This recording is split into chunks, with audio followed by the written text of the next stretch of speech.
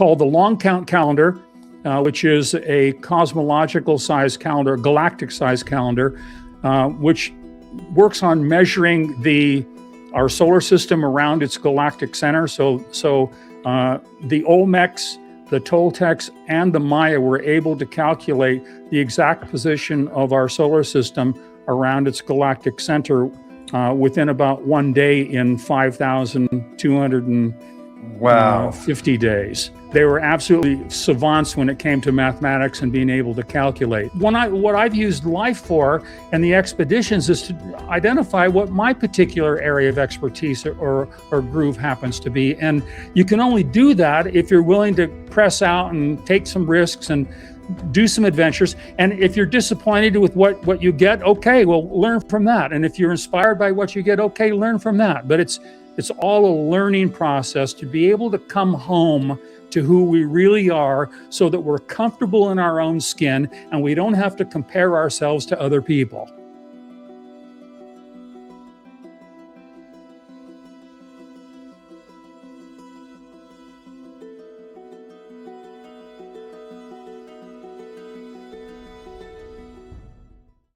Greetings, humans. Welcome back to Dave's Multiverse, where we explore ancient history, lost ancient civilizations, science, consciousness, ancient wisdom, interstellar mysteries, non-human intelligence, and the greater cosmic story that we are all part of. Today, I'm honored to welcome Val Jon Farris, or VJ, as we'll call him today, CEO of Déjà, multinational and global leadership development expert who has designed and delivered transformative mentoring and company-wide programs for over 40,000 executives at Fortune 100 companies, including Hewlett-Packard, Microsoft, Intel, Yahoo, and Sir Richard Branson's Extreme Tech Challenge. But today, Val Jon is here to talk to us about different stuff. He's an award-winning author, seasoned expedition guide to the sacred ruins of Central and South America, and a UAP UFO researcher and personal experiencer. He spent years immersed with the Mayan elders, curanderos, and in the Yucatan and Guatemala, where they have officially blessed and initiated him as a Daykeeper of the sacred Tzolk'in calendar. He now shares its daily cosmic wisdom with the world through his YouTube channel, Mayan Day Keeper. Val Jon he embraces NHI disclosure not as an alien narrative, but as a mirror for the expansion of our consciousness and a radical shift in our worldview. Val, you've done a lot. We're really excited to have you here. Thank you so much for joining the multiverse, my new friend. How are you today? I'm doing great. And I want to thank you so much for having me. You and Megan have been wonderful in our pre-conversations. And also, it's curanderos, Dave. Curanderos. We practice. You need to roll the tongue in order to get it right. You know what's embarrassing is I have a Mexican wife too. I just still can't do it. But es no bueno, amigo. Yeah, I need to learn more. Okay. But we are here because, and I want to shout out Ryan and Matt Bell from Matt Bell's definitely the Matt Bell podcast. It used to be called, what did it used to be called? Limitless, but now it's just called the Matt Bell podcast. But they connected us, so I want to thank them for bringing us here. We're going to get into a bunch of different stuff today, including, your time spent as the CEO of that company, as well as, how you got into these topics of ancient history, ancient lost civilization, spirituality, consciousness, NHI, all that stuff. But first, I wanted to, talk about your most recent video about the Toltec, right, in Mexico. Yes. You did a recent video of the statues there. Which I really enjoyed very much. I love your video style on YouTube. So go check out, what is it, Mayan? What's the YouTube channel? It's Expeditions into Spirit. And also they can just get it by typing in YouTube Val Jon Farris and it'll come up. Perfect. Yeah. So tell us, who were the Toltec and why are they interesting and what's going on with those statues? Wow. Okay. Well, the Toltecs were considered to be the most advanced culturally. All the Mesoamerican civilizations respect and honored the Toltecs, and a lot of the civilizations that arose after the Toltecs took their philosophy, a lot of their astronomical brilliance, their understanding of the cosmos, of the solar system, of how to track and measure star constellations and celestial bodies. They were savants. They were savants when it comes to understanding the nature of the human psyche, of consciousness. They were some of the first to create some of the modern day dream time technology that New Age employs, and even the Aborigines in Australia is called Mitote Dreamtime for the Toltecs. And this is folklore, so I'm not saying this is the truth, but their technology was learning how to become conscious in your dream state, so you could actually change your dreams, control the content of your dreams, and actually direct yourself to anywhere you wanted to dream into in the universe. Now, that's way out there, but according to some, it's a very profound practice. I found it to be extremely engaging for me, and I've practiced it, and I've gained some skill.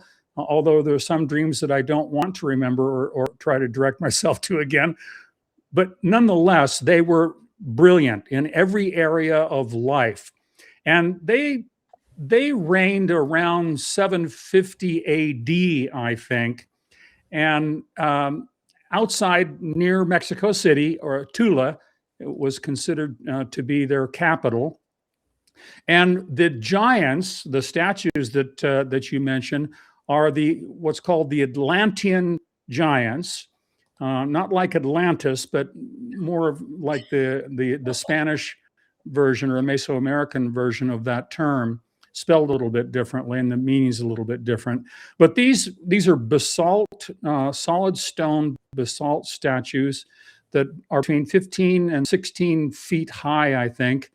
There's 4 of them, and they stand atop this kind of mid-sized pyramid, and they gaze out over the horizon into the infinite.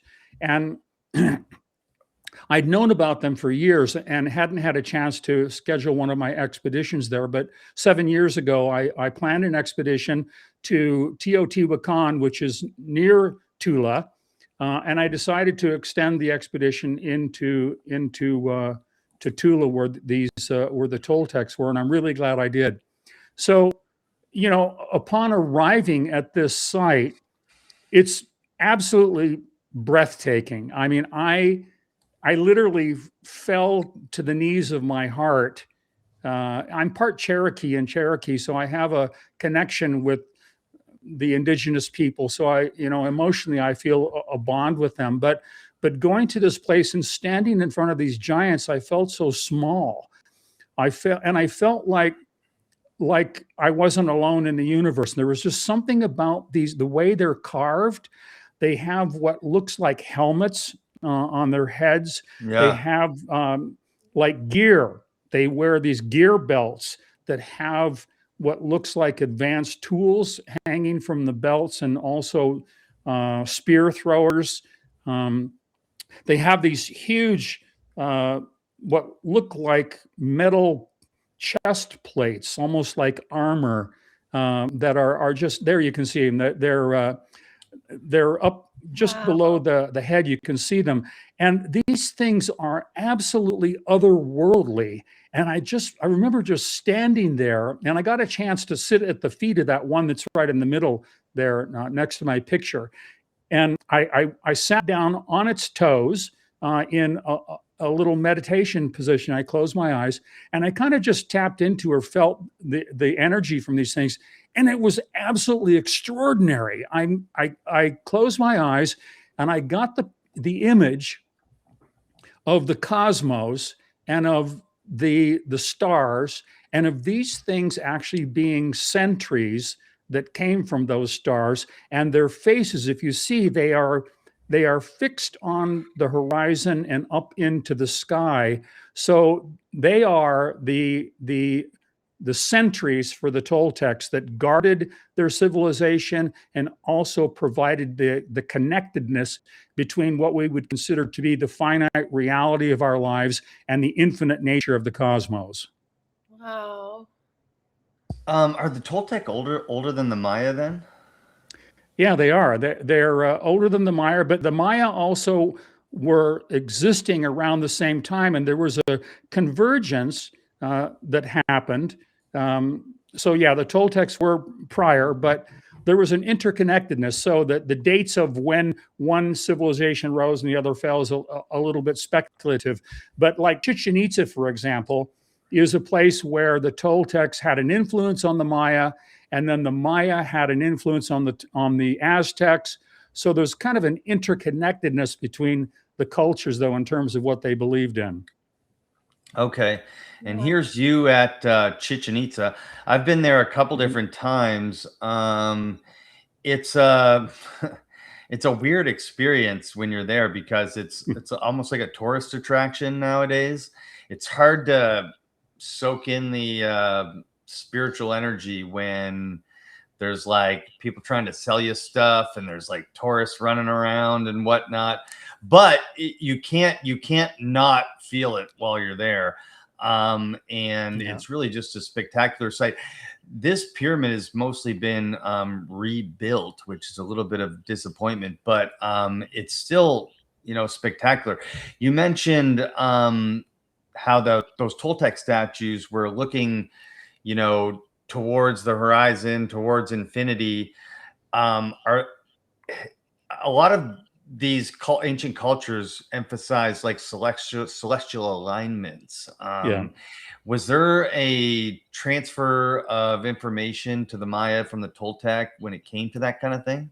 Absolutely. In fact, so there's a number of points that you brought up that are really good points, Dave. And so let me see if I can kind of take them one at a time, because they're really interesting conversation venues. So Sure.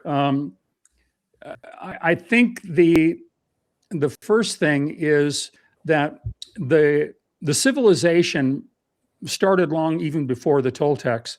There's a civilization, the mother civilization, called the Olmecas. And although that wasn't the original name, that's what archaeologists call them. And they were around maybe 1,000 years before the Toltecs civilization rose. And there's lore that the Olmecs were around for 10, 12, and 20,000 years prior. Now, that's still speculation, but I tend to believe it because of all of the elders and the shamans and the kind of the people in the know, the villagers that I've met during my expeditions. But so the Olmecs and the Toltecs had 3 calendar systems that the Maya have been known for, called the long count calendar, which is a cosmological size calendar, galactic size calendar, which works on measuring our solar system around its galactic center. So the Olmecs, the Toltecs, and the Maya were able to calculate the exact position of our solar system around its galactic center within about 1 day in 5,250 days. They were absolutely savants when it came to mathematics and being able to calculate. So yeah, the lineage on all this stuff goes all the way back to the Olmecs and probably long before. Further, yeah. Okay. A couple of things about Chichen Itza, that pyramid. Although yes, it was rebuilt, but it was mostly the top. Okay. The section at the top is what was mostly rebuilt. The base of the pyramid where you see, and there was some rebuilding of there's 2 serpents that come down the front of the pyramid that were rebuilt. But if you look at the zigzag stone architecture of this pyramid, there's something that most people have no idea about that I learned from the locals. I actually lived in the Yucatan for 2 years, and I communed with the Maya I nearly lived with them. I'd go out and visit them every day and made connections and relationships with the elders, with the abuelas and the abuelos and the children, have a deep and profound love for them. And they gave me some inside information. You know, when you emotionally bond with someone and you're authentic and share and are curious and interested instead of wanting to impress people, they'll open up their hearts and share things that they normally wouldn't share. So what I learned was, if you look closely at the zigzag of that pyramid, there's etchings. If you look, you'll see the glyphs there of they're little kind of horizontal rectangle boxes that go up. Well, the shadows that are cast from the corners of that pyramid cast shadows. You can see the shadows casting on the first series of boxes on the right side there. Right where the point of those shadows hit, there are micro etchings that are correlated with the exact position of our solar system around its galactic center. Whoa. Wow. Oh, wow. And that information coordinated with what's called the Observatory of Venus, which is just now a circular platform with most of the structure gone. It was a spiral column that went up as high as this pyramid, and it had small portals in it. And you can still see some of them if you go there. And I think some of my other images show it.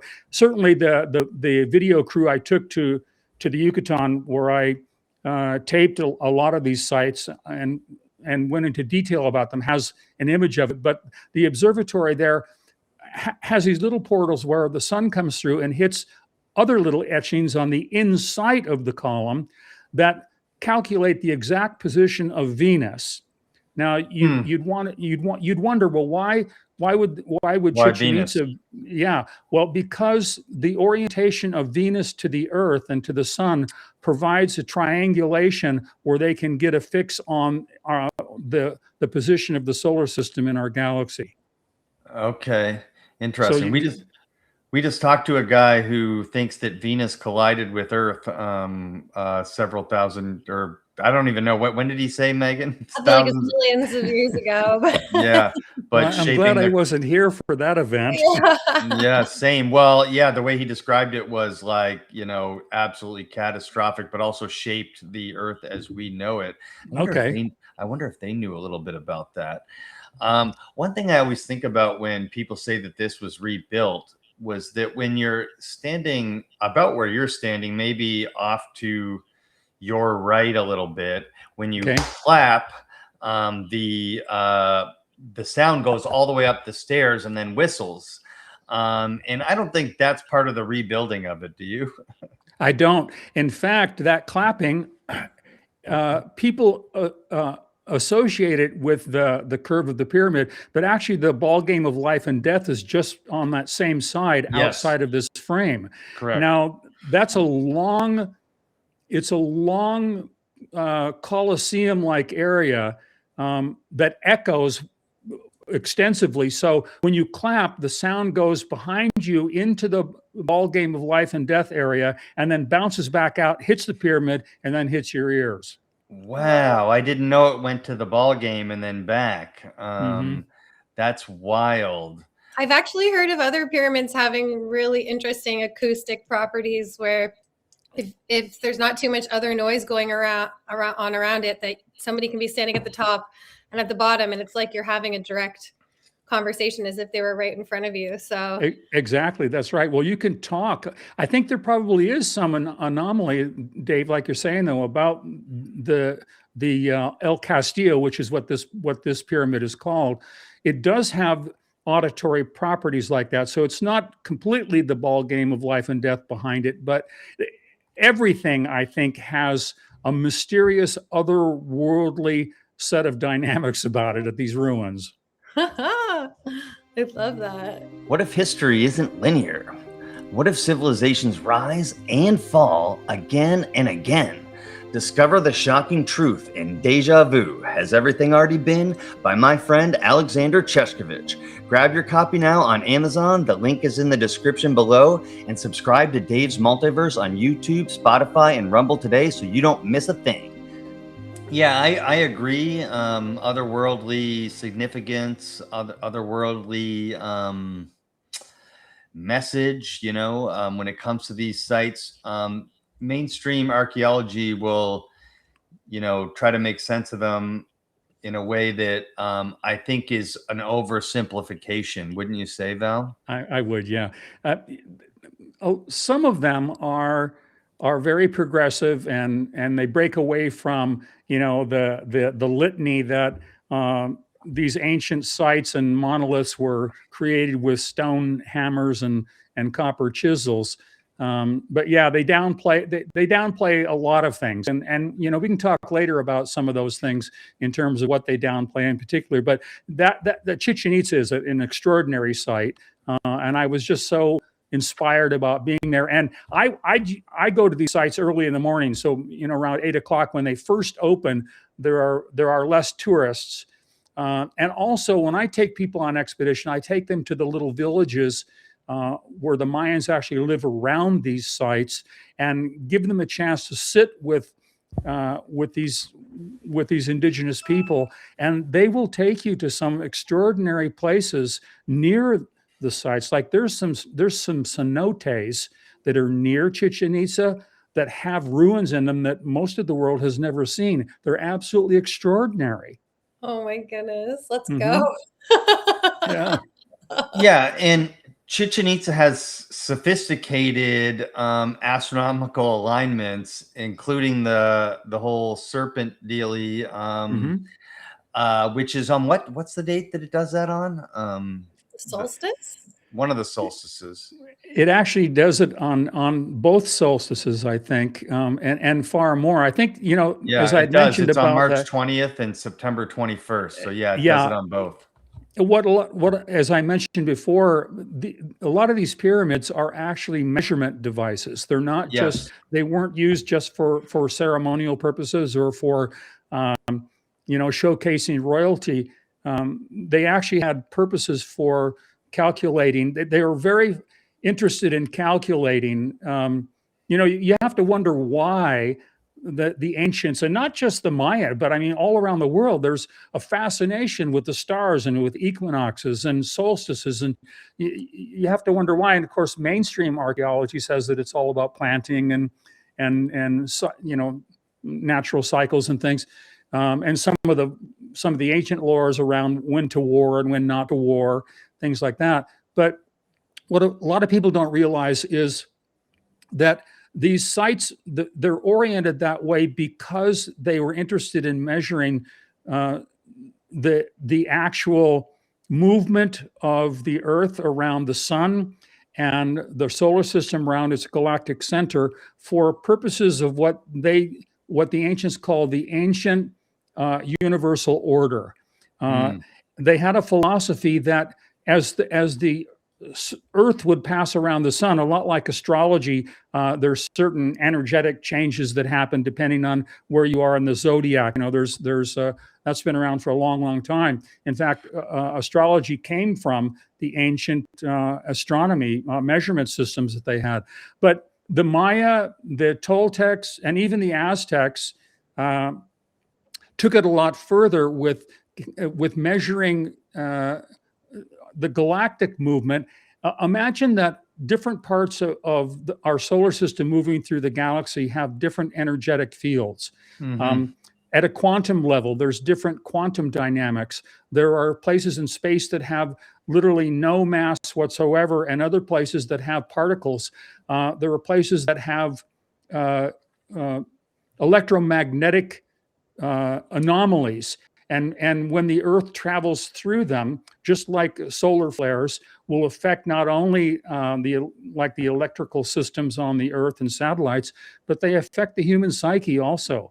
And so they had, their philosophy was, if they could measure these specific details about the orientation of the Earth around the sun, the solar system around its galactic center, that they could gain insight into what these larger energies were and how they would affect the human psyche. So that's a pretty broad conversation, but that's if you think about it, imagine the pyramid, the El Castillo in one equinox, taking measurements, and then the Earth traveling around the sun, and having that same pyramid take another measurement. Now you have a triangulation of a huge distance, not just a small distance. And the larger the base of triangulation you have, the more accurate you can calculate the third point, or the distance between celestial bodies. So there's a whole hidden reality around the cosmological, mathematical, philosophical aspects of the ancients that I love investigating, and I cover in a lot of my videos and articles and things. Yeah, and we'll put a link to your channel below. Yeah, I mean, the thing has 91 steps on all four sides, plus one final step for the platform, which is 365 days in the solar year. And that's like the base, that's like the most simple part of the pyramid as far as what it represents, you know. And it's crazy how they built it in that way. Look, my brain, your brain, Megan's brain is a quantum computer. Okay. And Megan, now do you like being talked about that way? I'll take it. You're a quantum computer. We're all quantum computers. Our observing effect, you know, literally changes reality. And so to me, it's not, it's broad, like you said, and it's complicated, but how the solar system interacts with our planet and how our planet interacts with the solar system affects I mean, look, I'm made of water. Okay. My brain was made of water when I was being born, like when I was in my mother's womb, that the solar system was affecting, based on the time of year that I was being, you know, generated into the universe, was being affected by, you know, the gravity of the solar system. So astrology to me is not something that like I can quantify in any real way, but it makes sense to me that like we all are affected by the energetic systems of the solar system and the universe and all that stuff, right? Yeah, that's right. That's very, very well said. And you know, I take that same philosophy. You know, it's being born at a certain time. It's hard to tell, you know, well, is it when you were conceived? Is it when you came out of your mother's womb? I think it's all of it. You know, all of it. And honestly, there are so many different ways to experience the connection between the astronomical, the majesty of the universe, and the nature of the human psyche. It's the connectedness between those two that's so fascinating to me. And there are a lot of different ways you can measure it. There's a lot of different ways you can access it. And that's what I love about going to Central and South America, is the ancients were masters of being able to master the connectedness between what it means to be a human being and what it means to be a cosmological entity. Yeah. And, you know, they had a better understanding of that than we do today. Which is what to me is most fascinating, because, you know, how, you know, I think it's a lot of it has to do with ancient traditions passed on, you know, like you said, through the Olmec to the Toltec to the Mayan, you know, but how, right? Yeah, well, you know, I think each person, each human being, no matter when we were born and what civilization we're in, we either have a propensity to open to the unknown or we don't. And those who are willing to open to the unknown discover some extraordinary things. And it's always been that way, and I think it always will be that way. You're talking about this unique way the ancients kind of held themselves in the cosmos and the universe. There's a term in Mayan called in Lakesh, and what it means is I am another yourself. That's how people. That's how the Mayans greet each other. Oh. It's kind of like namaste. Namaste is I bow to your, I bow to your spirit. Well, in Lakesh is I am another yourself. So what that means is that when a person greets another person, they're greeting themselves, not in a narcissistic way, but in an interconnected way where we share something in common that is not just cosmological, but it's actually deep in the heart of what it means to be human. When you examine people's behavior, unfortunately, it's times where tragedies happen, where some of the best human behavior comes out, where people are willing to do things for each other that they wouldn't normally do. Like if somebody's hurt, so there's this, for most people, they would almost risk their own lives in order to help somebody. That's the kind of depth that really exists inside of people, which it speaks about the interconnectedness between us, like in Lakesh. I am another yourself. Is that it? That's it. I love that. That's beautiful. That's great. Yeah, that is outstanding. Yeah. Now we're gonna get into your travels. We're gonna get into what got you into all this stuff. But I wanted to ask, because I was upon my research. I knew that you got into different types of yoga, which we'll talk about in a second. But what was, because you discovered that yoga at 17, but what was early life like for Val Jon Farris? Sorry. That's okay. You can call me whatever you'd like, Dave. I'm not attached to it. Early in life, I remember being 8 years old, and my father would take me camping and hunting, and it was my first. In California. In Oregon, actually. In Oregon, we go to Eastern Oregon, so up in the remote mountains, and we'd go camping and hunting. And in the summertime, we'd sleep out under the stars. And it was my first exposure to, I guess, what you'd call otherworldly experiences. I think this is the question you're asking. Is we'd sit and we'd play this game called Who Could Count the most number of UFOs. Awesome. Yeah. Your dad sounds cool. He was cool. He was also very challenging. Which is a whole nother story. Same with mine, Val. Same with mine. Okay, well, that's another podcast. So we'd sit, but we had a bond. It was a deep bond, and it was a love for nature. And so we'd lay there and we'd count these UFOs.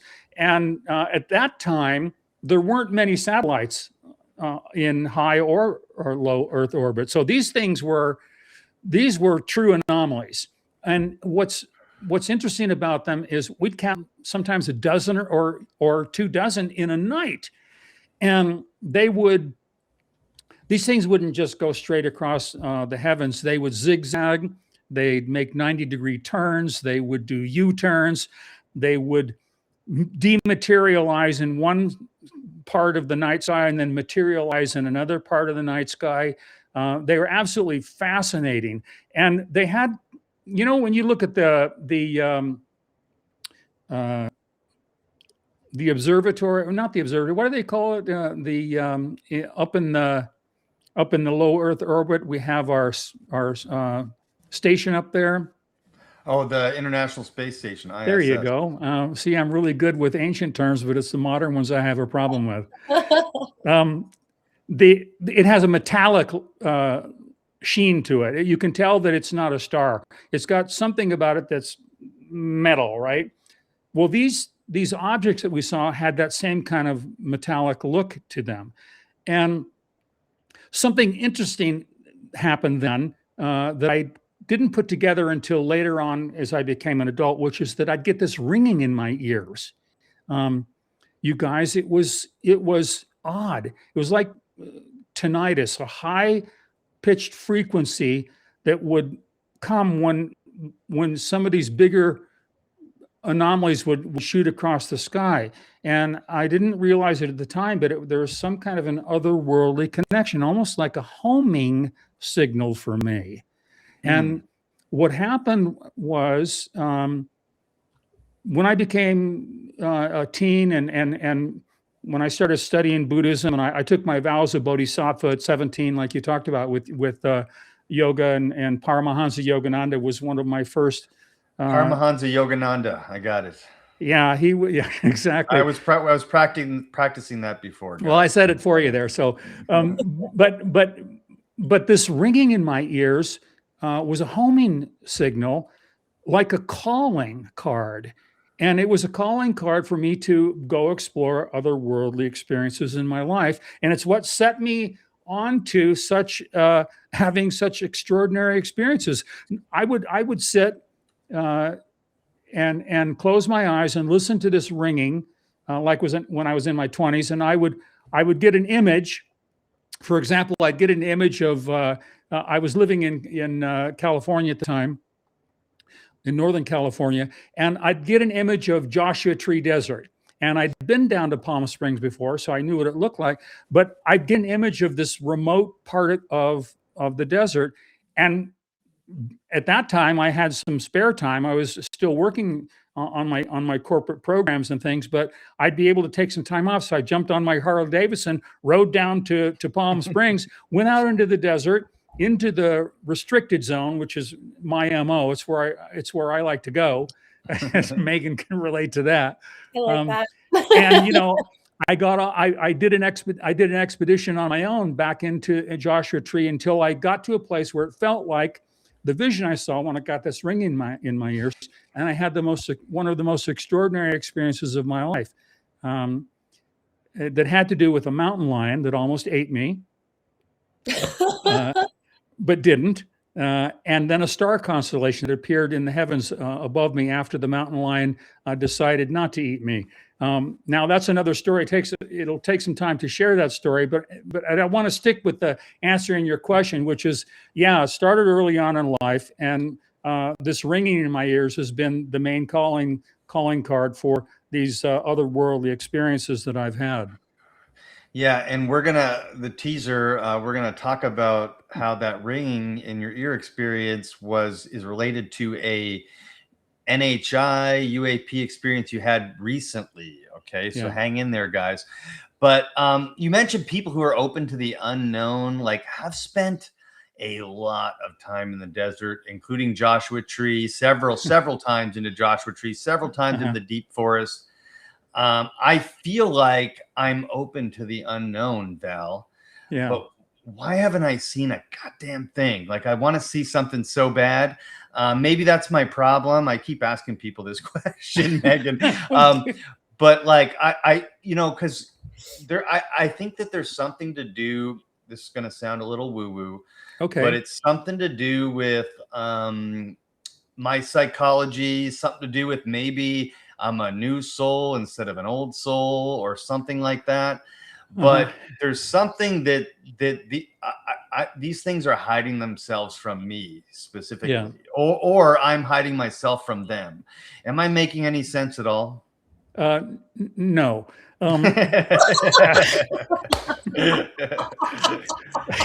And yes, in a way. And so let me try to recover what I said. It's interesting. The unknown is kind of a tricky thing, because when we want to know it, we're putting what we want to know on top of what you can't know. So it's like putting a square peg in a round hole. So essentially, whenever I've wanted something so bad, life almost never gives it to me. If you notice that, it's like it's when I let go of needing something, when I let go of my attachment to it, or if I've got my identity associated with being young or old. I don't think you're a young or an old soul. I think you are a beautiful soul. Thank you. And I would say that to you. I'd say it to Megan, and I'd say it to anybody else who I would be spending time with. And but the unknown, if you just kind of relax into trusting that you will get glimpses into things when it's time for you to get them, instead of trying to push it or pull it or try to make it happen. Yeah, that makes sense to me. You know, like I've spent like dozens of hours out in Joshua Tree with a telescope, having spiritual experiences, what I would call spiritual experience, because I'm looking at Jupiter and I'm looking at Saturn, I'm looking at their moons through my telescope. And I was with a wonderful woman who was my ex-girlfriend at the time, who really opened me up to a bunch of different things. And so, you know, maybe that's what I was supposed to see at that time. And so there's been times where like, it was like, it's not that I really wanted something. It's that something within me was manifesting something. And I think there's a difference. Okay. Yeah. Okay. There's a difference between like, I want to see something, show me right now, versus something internally that was like manifesting an outcome. You know, as an example, you know, when I found out about a school that I wanted to go to and a grad program that I wanted to be in, and something just clicked within me. And then from that day on, like everything that I did and everything that I thought about was like that this was going to happen for me, and it did. And there's a difference between that and like just, you know, trying to force it. Does that make sense? It does. That makes sense. So what do you think is the reason why you haven't had more otherworldly experiences that you would like to or prefer to have? What do you think is underneath it? That's a good question. And if I were to be vulnerable here, I would say trauma. You know, I'm a combat veteran who has been also had a really tough childhood. And I think that has something to do with it. And I also think that it's so I went to see the movie Fire in the Sky about the Travis Walton story when I was 11. And it was about his you know, UFO abduction. And since then, and this was happening during a very tumultuous time in my life, I started thinking about otherworldly, unknown things. And it became sort of something, you mentioned this earlier, an attachment of mine. And I think attachment has something to do with it. Right. And there's an element of letting go and letting it happen versus trying to force it. Am I on the right track? You are. And I think, you know, a good way of kind of talking about it is, well, first off, thanks for being vulnerable like that. You know, we kind of reversed roles, and I like that though. Well, it's one of the things that I value about you is you're willing to just be real and take some risks in sharing some things. You know, I've watched some of your previous interviews, and it's part of why I was interested in coming on with you. Thank you. You're welcome. But now, sometimes we get attached to pain, particularly those of us who've had trauma in early childhood, or whether it was in the military or some life circumstances where accidents happen or whatever. And we get attached to the pain. Now, it doesn't make any sense in the mind, because you'd say, well, why would you want to be attached to pain? Well, sometimes love and pain get connected together. And because we have such an affinity for love, it kind of pulls in the pain. It's kind of like the front of the hand and the back of the hand. You get love on one side and pain on the other. Well, you got to take the whole hand. You can't just take the front of the hand. Life doesn't work that way. And the other thing is we're curious. Human beings are curious. Have you ever had one of those little cold sores inside your mouth? I used to get them a lot when I was a boy. And, you know, I'd stick my tongue in it constantly to see if it still hurt. And that's this attachment to hurt and pain. Is it still there? Is it still there? Is it still there? So there's some automatic behavior that goes along with it. Yeah. that once you do some inner traveling work, you can begin to identify and how to disconnect some of those things. But that's a whole nother conversation that we could save for Sure. another time, right? Yeah, for sure. But I just, when we talk about what it means to be human and what the ancients knew versus what we know right now, and what we know right now, what I mean by that is what we're told right now by science and mainstream sources is very different. And I think people, here's a question before we get into the yoga stuff. Why do you think some people are open to the unknown and some people aren't? Is it trauma? Is it I don't know. Sometimes I think, I don't know. Why do you think some people can see and some people can't? Some people need a helper, like psychedelic or something, or they need, some kind of extreme emotional experience to see it. I don't know. Some people seem more open. Some people seem to be able to see things more than others. Well, my aunt Loda was psychic from the first time I engaged with her, and she wasn't the most conscious person in the world. She was an alcoholic, and basically my grandma would tell me to go over and find the bottle of vodka and throw it away whenever I went to stay with her. So she was very wise when it came to where to hide the vodka bottle, like in the back of the toilet or Right. under the bed or whatever. But in terms of consciousness, she didn't have a whole lot in terms of higher awareness or self-reflection or any of those things. But she was extremely psychic. Okay. So people, you can't really tie one area of the psyche to another. There's the human psyche is kind of like an onion. It develops in layers, like the layers of an onion, and some of the inner layers are way different than some of the outer layers. Although there'll be some commonalities. When you go to buy an onion, it's either brown or yellow on the outside. You peel a few layers away and it turns a different color and it's got a different texture. If you go all the way to the center of an onion, it's actually, there's nothing there.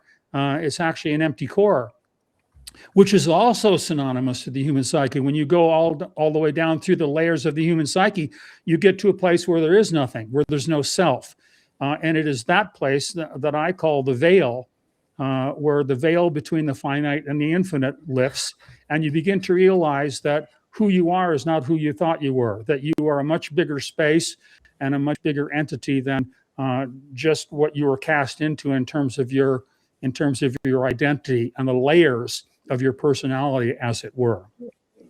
Yeah, that makes me think of, it's a really outstanding analogy, by the way. And I think that everyone exists on a spectrum in each layer. Yeah. That's right.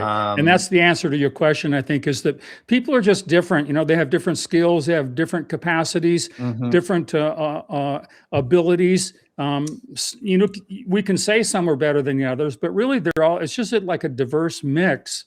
And kind of finding your groove, I think, is really important. So maybe for you, your groove is different than maybe the people that you resonate with or even aspire to or whatever. You've got your own unique groove. And what I've used life for and the expeditions is to identify what my particular area of expertise or groove happens to be. And you can only do that if you're willing to press out and take some risks and do some adventures. And if you're disappointed with what you get, okay, well, learn from that. And if you're inspired by what you get, okay, learn from that. But it's all a learning process to be able to come home to who we really are, so that we're comfortable in our own skin and we don't have to compare ourselves to other people. Yeah. And the times I've experienced the most significant growth is when I stepped out of my comfort zone and went and did some adventure.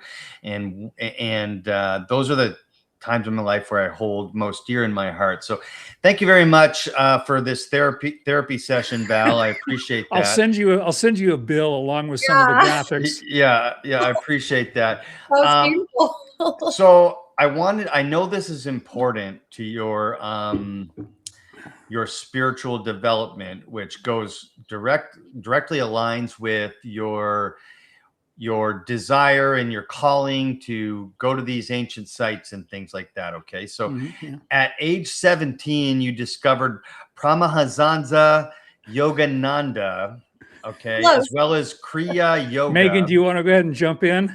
I feel like if I could read it, maybe I could do it, but Paramahansa Yogananda. Okay, let me take you out of my misery. It's Paramahansa Yogananda. Okay. And so what pulled you to those teachings, and what did you pull from those teachings? Well, that's a good question. So let me be vulnerable with you now. So we're let's go. Okay. There's a book that I read, which is the autobiography of a yogi, Paramahansa Yogananda. And in that book, there were so many life adventures that this young guru, as a young guru, Paramahansa set out a lot like Buddha did in his life, and explored lots of different things in life, and everything from being a pagan to being a saint. And towards the latter part of the book, there were so many moving experiences about the death of his mother and his father, and how he was able to remain open to grief and loss. And it touched me deeply when I was a boy. And I had just experienced the death of my uncle who died from cancer. My Aunt Loda, who I mentioned earlier, then died of cancer. And experiencing death at a young age kind of grounded me in that there had to be something that could help me be able to deal with the pain or the loss or the grief. And yoga and meditation and Kriya Yoga particularly started out to be kind of they were an inspiration, but honestly, it was like a little bit of a medication, right? To settle my mind and try to get out of the trauma that I had experienced earlier on in my life. But what began to happen was I began to see beyond it just being a medication or some kind of mind calming practice to actually being a journey deep into the core of myself. Like I talked about the onion, where when I got to that center place, all of the problems that I thought were so real in my life disappeared. And I kind of moved into the space that you could say would be the thoughts between the clouds of the mind. And it was a place that I resonated with. And it's a place that I've been inspired by for my entire life. And it's almost always the place that greets me whenever I go to ancient locations or sacred sites, or talk with elders or shamans or curanderos. And so that was the main draw for me. And I loved yoga, and I practiced it for years until I just got to the point where when I started my corporate work, I didn't have time to meditate. I'd be up at 5 and getting prepared and go to bed at 12 o'clock or midnight. So I didn't have the time to do the meditation anymore. So I kind of shined it on, and I didn't do it for a long time until I finally, I don't know what happened, but I got to a place where I was kind of meditating, whether I was sitting down in a meditation position or not. Kind of meditating right now, actually. The thoughts between the clouds of the mind. I love that.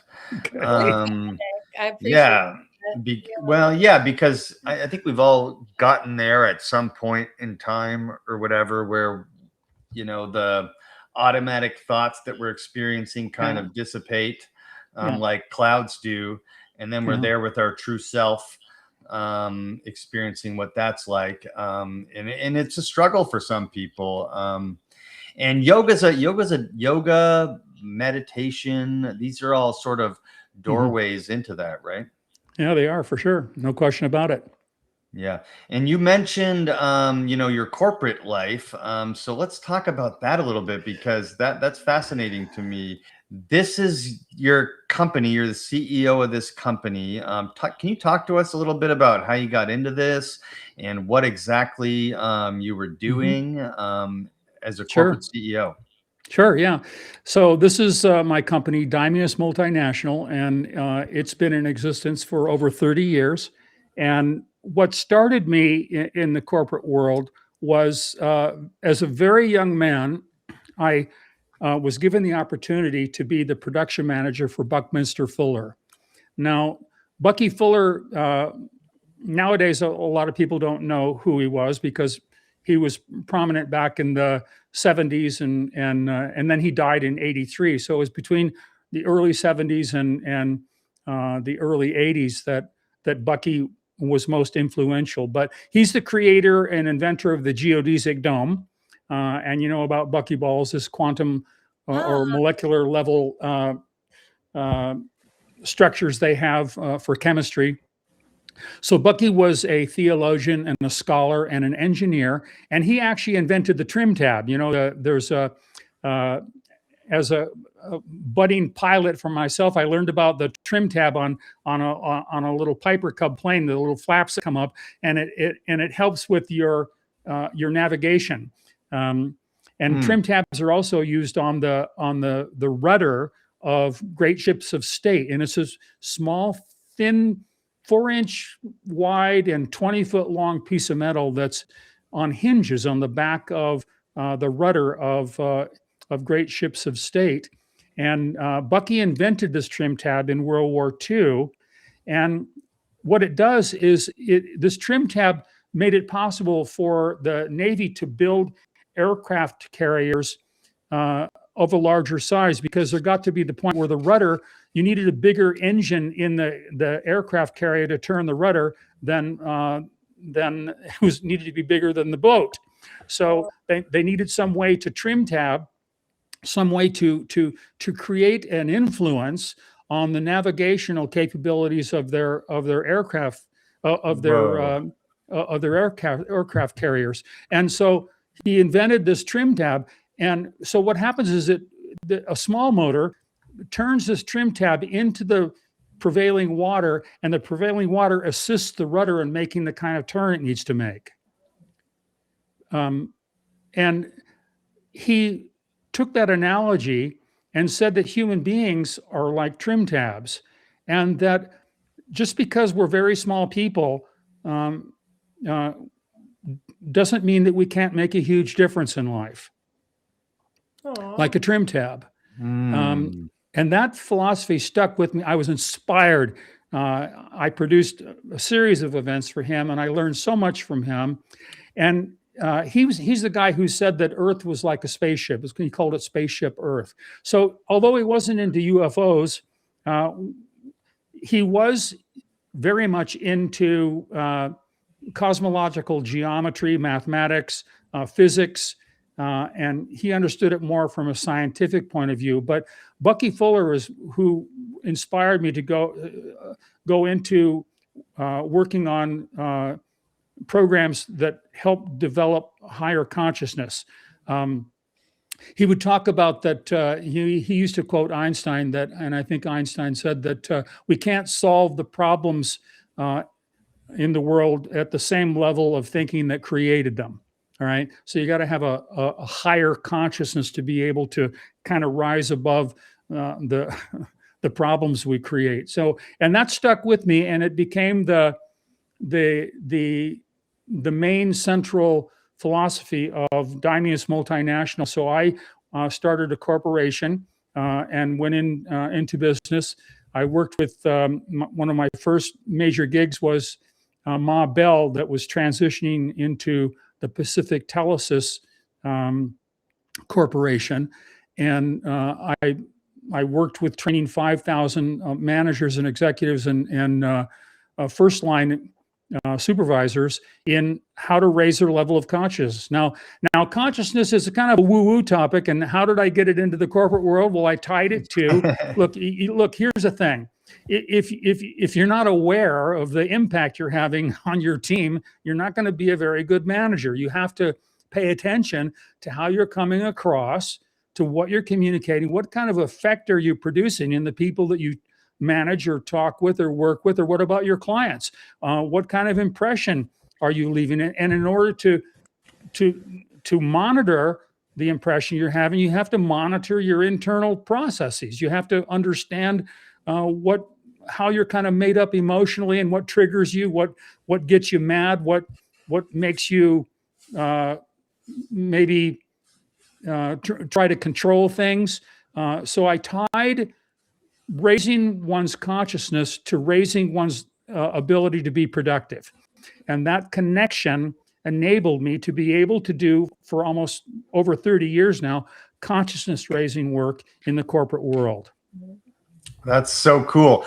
And, you know, like, I don't woo-woo, I don't care how woo-woo it sounds. When you're a CEO of a company, you want to cover all bases, right? And you want to make sure that you're, for lack of a better word, vibing in the right way with your, in the direction that you're going with your company, as well as how you're interacting with your executive employees and your lower level employees, and how that all falls downward. And so if the direction of a company is not aligned in a positive way from the CEO down, then people in the company are going to be unhappy. People in the company are going to be, sort of unsure of what direction they're going and all that kind of thing. And so that makes sense to me on that level. You know what? Yes, it does. I worked with Richard Branson. I was one of Branson's senior leadership advisors. So I was on Necker Island with him, and he's a very cool guy. He's a very wily and wise entrepreneur. And I don't think he'd mind this. He drinks Heineken and eats peanuts barefoot. We'd sat and talked, and he's also got that philosophy that if you're not, you've got to be a leader within yourself before you can effectively lead other people. That was his main philosophy, is that if you don't understand how to lead yourself into more productive ways of being, productive behaviors, more productive interpersonal skills, you're not going to be able to lead other people effectively. And basically, I just gave him the basic version, which is, I think that the fish stinks at the head. For corporations, the people at the top, if they don't buy into the philosophy of the training programs that are being delivered to the people in the middle or on the lower end, it's not going to work. It's just not going to work. I've learned that from 30 years of experience and I'll just basically turn down contracts if the upper management aren't willing to go through the programs that I create for the people that they want to have do them, right? Mm. Yeah. And so how long, like, that company's still going, and how long were you doing that? 30 years, and I've semi-retired. So 10 years ago, I left the States, and I kept doing programs. In fact, I was working with Richard Branson after I left the States, and I did some work in India and Dubai. I taught at MIT some programs on leadership development, higher consciousness, and raising awareness. But once I started getting into the expeditions, I didn't want to go back to the corporate work, honestly. That's what happens. And so the corporate work started tailing off, and more of my expeditions and more of wanting to do events and programs to be able to share the extraordinary wisdom that, not that I have, but that the people who I've engaged with, these elders and curanderos and the shamans and the Daykeepers of the Zolkeen wisdom, and quite honestly, the indigenous people. I'd sit with the people who lived near these ruins and just sit on the ground and have dinner with them and get so inspired just by the way an abuela or a grandmother would hold her granddaughter in her arms. There was something about the love and the expression of the love. And then the grandmother would pass the baby over to maybe a visiting friend who was in the hut that we were having dinner with, and pass it with care and love. And that even if that person didn't know the baby, they would show love to that baby a lot like we do, but in just such a very simple and innocent way. And that way of being, this in Lakesh, or I am another yourself, this feeling of interconnectedness just captivated me. And I didn't want to go back into the corporate world. I wanted to follow my heart instead of my mind. And I did. And I'm glad I did. I still do. I still pick my projects once in a while. I'll do some corporate programs, but pretty much I'm working now on making the ancient wisdom of Central and South America available to the modern world, if you like. Very cool. Wow. So take us back to the first sort of expedition that you decided to go on after all this experience in the corporate world. Wow. Okay. Well, this is a big story. So are you ready for this? Let's go. Okay. So, all right. So this was in 1998, I think it was. I was the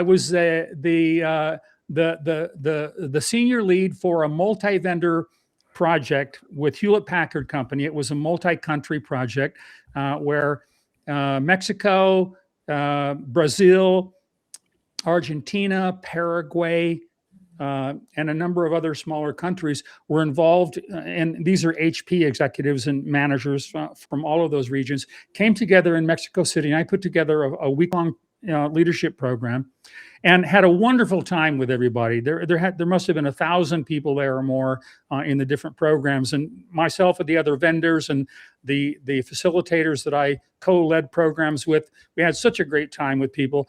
And I shared a lot of personal stories during these programs. I mean, I'm known as the Kleenex consultant in the corporate world. I tell anecdotal stories that bring people to tears in a good way, not in a bad way.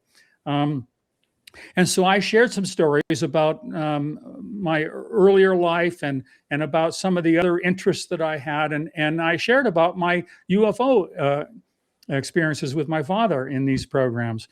Sometimes, not all the time. But then I had a few people come up and go, well, VJ, you've got such an interest in the otherworldly stuff. Would you like to go to Machu Picchu? It's down in Peru, and they've got this special, there's a special night called the Light of the Masters. It only happens like every 500 years or so. This was like one of the indigenous people who'd come from Brazil. I can't remember exactly what part, but they were intimately aware of Machu Picchu and knew about the history. They must have had family members who were gone all the way back to the ancestors of that particular region. But I was fascinated, so I said, "Yeah, I want to go." So I headed down to Machu Picchu on this particular night. And there had to be at least like 300 people there. There were archaeologists, and other people knew about this. I don't know how they found out about it, but journalists, archaeologists, researchers, because of the special nature of this night, was a philosophical connection between the physical ruins and what those ruins meant philosophically, spiritually, and in terms of human dynamics. So it was this special night. So I got there and it was just a mass of people. So what I decided to do was wait until the site closed, and I hid underneath the large boulders there in the ruins and waited for the security to make their final sweep. And after the site was closed, I jumped over the back security fence and I climbed to the summit of Huayna Picchu, the mountain that stands behind the Machu Picchu ruins. And I did it in the dark under a full moon. Wow. I love that. By yourself? By myself. Okay. And what did you experience? My philosophy is, if you want to live an extraordinary life, you have to be willing to take some extraordinary risks. Okay. Mhm. And this was a risk because this was a no-no. They put the security fence up because the year before, 2 tourists had tried to climb the very summit that I climbed, and they slipped and fell 2,000 feet into the Urubamba Valley down below. So there was a good reason for the security fence, but I'm a pretty good climber, and I made it all the way to the top. And when I got to the top, it's no bigger than the size of your studio, maybe. And there's this place called the Seat of the Condor, a little curve in the stone where I guess the shamans of the day of Machu Picchu used to sit and overlook the ruins, and that's where they'd get their visions and inspirations. Well, this was the place I wanted to be in order for this Light of the Masters thing to hit me. And sure enough, around midnight, I started getting visions of ancients who came to me. Now, I wasn't on drugs. I wasn't taking psychedelics. I wasn't smoking marijuana. I wasn't doing anything. I was very cogent. I was very astute in terms of being present. And I don't make things up. I'm pretty good at being able to recount reality, whether it's otherworldly or not. I recount it kind of like how it shows up for me. So I had these visions the entire night of ancients and the messages and things that I don't want to go into the details because it'd be too long of a story, but the gist of the matter is that it had to do with things like being humble, and that unless we're humble, we don't learn things. We don't tap into the majesty of the cosmos. Things like surrender. If we're not willing to surrender control, we can't expect to have mysteries happen or magic happen. Things like infinity, which scares the daylights out of scientists for sure, but the infinite is something that a lot of people don't understand. So I got downloads about what it means to be a part of the infinite and still be able to have a finite presence. Other things like love and service, of being a service to people, instead of, a lot of people are more interested in, they're more interested in themselves than they are in others. And those are very boring people to be around. I always like being around people who take an interest in and want to learn and grow things. So a lot of these lessons had to do with some of those fundamentals. So in the morning, I had to find a way to get out of there. And so when I came down, the security guards were there to meet me. Okay. And they had known, they could tell that I had spent the night. So I got a reprimand and had to pay a pretty substantial fine. But I got to write a book from it called Ink of Fire, Light of the Masters. And I got a really, truly engaging life experience that began my journeys into being an expedition guide in South and Central America. So that's how it started for me. Wow. I'm thinking about, that was 1998. I wonder if you could pull that off today in 2026. I probably not. They probably have drones now, circling the ruins or whatever. But it certainly was. I mean, it was just a life-changing experience for me, you guys. I was deeply humbled by it. I won a National Book Award for my book. I'm not going to sell a book here on the podcast. Not interested in doing that right now. But it's what started me on my journey to want to explore more of the ruins. And eventually, it took a couple of years, but I then began doing these expeditions that we've been talking. Oh, there's my book, Ink of Fire, Light of the Masters. My good friend Marty Peterson was the artist for that. He did such a fabulous job of kind of capturing. There's the ancestors that came to me in this Ink of Fire visions that I had that night at the top of the Huayna Picchu summit. Okay. That's an amazing story, dude, I must say. Okay. And I don't think you would have gotten there unless, what I mean is gotten into that sort of spiritual zone where you could get those downloads, unless you were taking a big risk and hiding out and jumping and being there alone. And so kudos to you. That is wild. So after that, you decided to start doing tours? Yeah, well, not tours right away. I wanted to explore more of the ruins for myself. So I actually moved to the Yucatan in a little town called Valladolid. And I started getting familiar with the lowlands Mayan traditions. Like in Tulum and stuff? Yeah. So Tulum is about 50 kilometers from where I was living. Tulum, also the west coast of Merida, and then the ruins. There's the ruins at Tulum, and then close to Tulum is Koba, and Koba is where they played the ball game of life and death. Of course, Chichen Itza, which we just talked about. Uxmal, which is one of the most fabulous places in all of Central America. Uxmal is the university. You can see behind over my shoulder, those are the classrooms. Those are the university classrooms that the ancient Mayans used to teach people about the interconnectedness between the cosmos and the human psyche, or between the infinite and the finite, or the domain of the unknown, and how to bring the unknown into the known, as it were. And then there's the magician's temple on the other side. Absolutely incredible stone structure. You get close to that thing and it just literally will drop you to your knees. I mean, it is just extraordinary.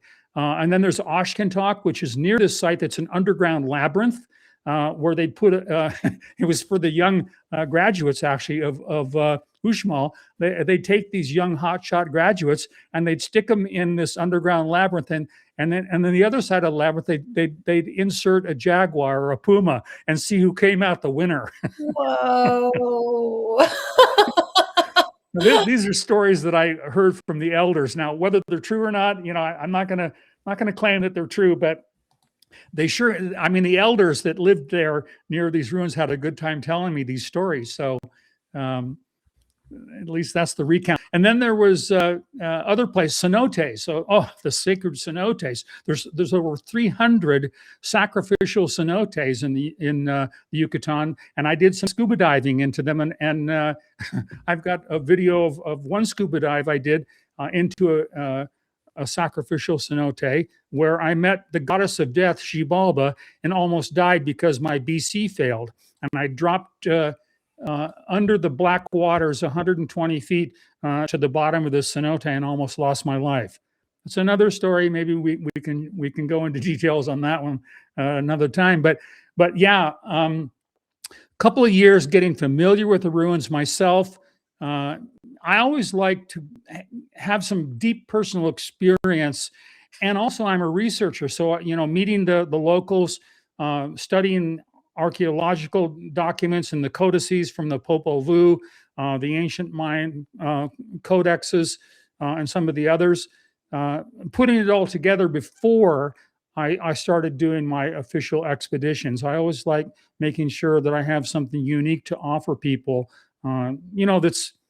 that's not just in one genre. It's everything from spiritual to scientific to historic to sociologic to fascinating, educating, all of those dynamics put together, if you like. So yeah, the expeditions are something that I'm still doing. I do 1 or 2 per year still.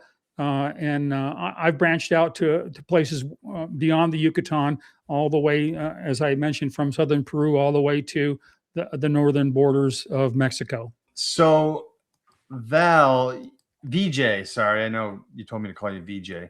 Okay. In your experiences, you've built deep relationships with Mayan elders, curanderos, and the one I can't pronounce. Good. How did those connections begin? Was it just like, embedding yourself in the community and that kind of thing and living the lifestyle? And what ancient truths and knowledge did you get from these people? Yeah, great. Good question. Thank you. Okay, so I'll share one experience. The way in, as it were, to getting the inside information, some of the things that I've been sharing with you, is through my sombrero, or my hat. And the Mayan children love my hat. I like your hat too. And I'd go to these little villages, and the kids would come running up to me, and they'd be tugging on my shirt or whatever, and they'd want to put my hat on. It didn't have anything to do with me. It was my hat, which is just fine with me. But they would then the parents would come and want to find out what the buzz was, and I'd say hello to them, and some of them wanted my hat also. So, and then the parents would take me to the leaders of their community, or either the abuela, the grandmother, or the abuelo, the grandfathers, or the people who were kind of, they were like the mayors or the governors, if you like, of these little communities I go to, and I'd meet them. I have a kind of a natural gregarious energy, I guess. So I really, you do. I agree. I love humanity. It's people I have a problem with. Okay. But honestly, I'm inspired by people. And so they'd take me back to their villages, and I speak enough Spanish to be able to communicate. And most of the people, at least in the indigenous people I've met in Mexico and the Yucatan, speak Spanish. Although when you head further south, it gets a little harder. But nonetheless, I would go in and talk with them, and there'd be this kind of interview process where, you can kind of get a sense when somebody's checking you out, right? They want to know, whether you're for real or not, or what your agenda is, or what your intentions are. And I always knew that I had passed the test. Of course, they're very suspicious of foreigners, particularly. So I had that hurdle to go over. But I just kind of drop down with people and just get real and have my heart be open to them. And there's something about a non-verbal communication where you can just feel into somebody, and that's really what connects for them, is the what's in the heart, not what's in the mind. And so they take me, and I knew I'd pass when the abuela would pass me the grandbaby and let me hold it. That's one of the ways you knew. And then the elders, they would take me. We'd sit and talk first, and then a couple times. This one time, this was outside of Chichen Itza, about 20 kilometers from Chichen Itza, a little village in the jungle. And so these two older elders, they were probably in their 90s, asked me to go with them. And it was just at dusk, where your eyes have to kind of struggle in order to still see the colors of things, right? Mm-hmm. So they each had a machete, and I had one that I always take on expeditions with me, and so they wanted me to follow them, and it's kind of like maybe a little test of faith, if you like. I don't know, but they hacked their way through the canopy, and I hacked along with them. But these guys are like 90 years old, and they're swinging a machete better than I can. So we work our way through this jungle, and it breaks out into this opening where there's a cenote. Now, cenotes are freshwater lakes that are underground in the Yucatan, in the limestone, and they're absolutely extraordinary. If you've never seen a cenote or not, I've been in one. I literally zip lined into one, but I've swam through a few before. Fabulous. But they were some of the more they were great, but they were some of the more touristy ones, not the ones that like are rarely explored. Well, this was a local one. This one was way back in the jungle, and there's a clearing, and it's a little hole in the ground, maybe no more than maybe 3 meters wide. And there's usually like a ceiba tree, which is the world tree. The Mayas call it the world tree, that connects the underworld, the middle world, and the upper world. And the roots go down into the cenote. That's where they get their water. So they ushered me over and kind of nudged me over into this clearing. There was this log laying next to the cenote. And as I turned to them, they both raised their machetes to me. I thought they were going to kill me. And there was this moment of silence. And then they pointed their machetes to the ground and they cleared the brush away in front of the log and asked me to have a seat. Oh, wow. Isn't that funny how, how we make stuff up, right? I'm a catastrophizer sometimes. I don't know about you guys, but there are times when I will catastrophize about things, and it's like this little scenario that goes through my head. And I it's feel like most people that have two people raising a machete at them in an unfamiliar setting would probably feel that way. Just to give you some credit there, thank you. Well, this is one of those moments, but thank spirit that they were clearing the ground for me. So I sat down. They both sat to my right, and it was getting dark. It wasn't quite dark, maybe half an hour worth of light left, and the jungle canopy was like in the circular scene around me, and it was surreal. It got very silent. There was this little wind, and with this twister, like a little twister, like in the desert, there's these little twisters that happen where it pulls up the dirt or whatever. And this little twister came in from the jungle and came right to us and vanished.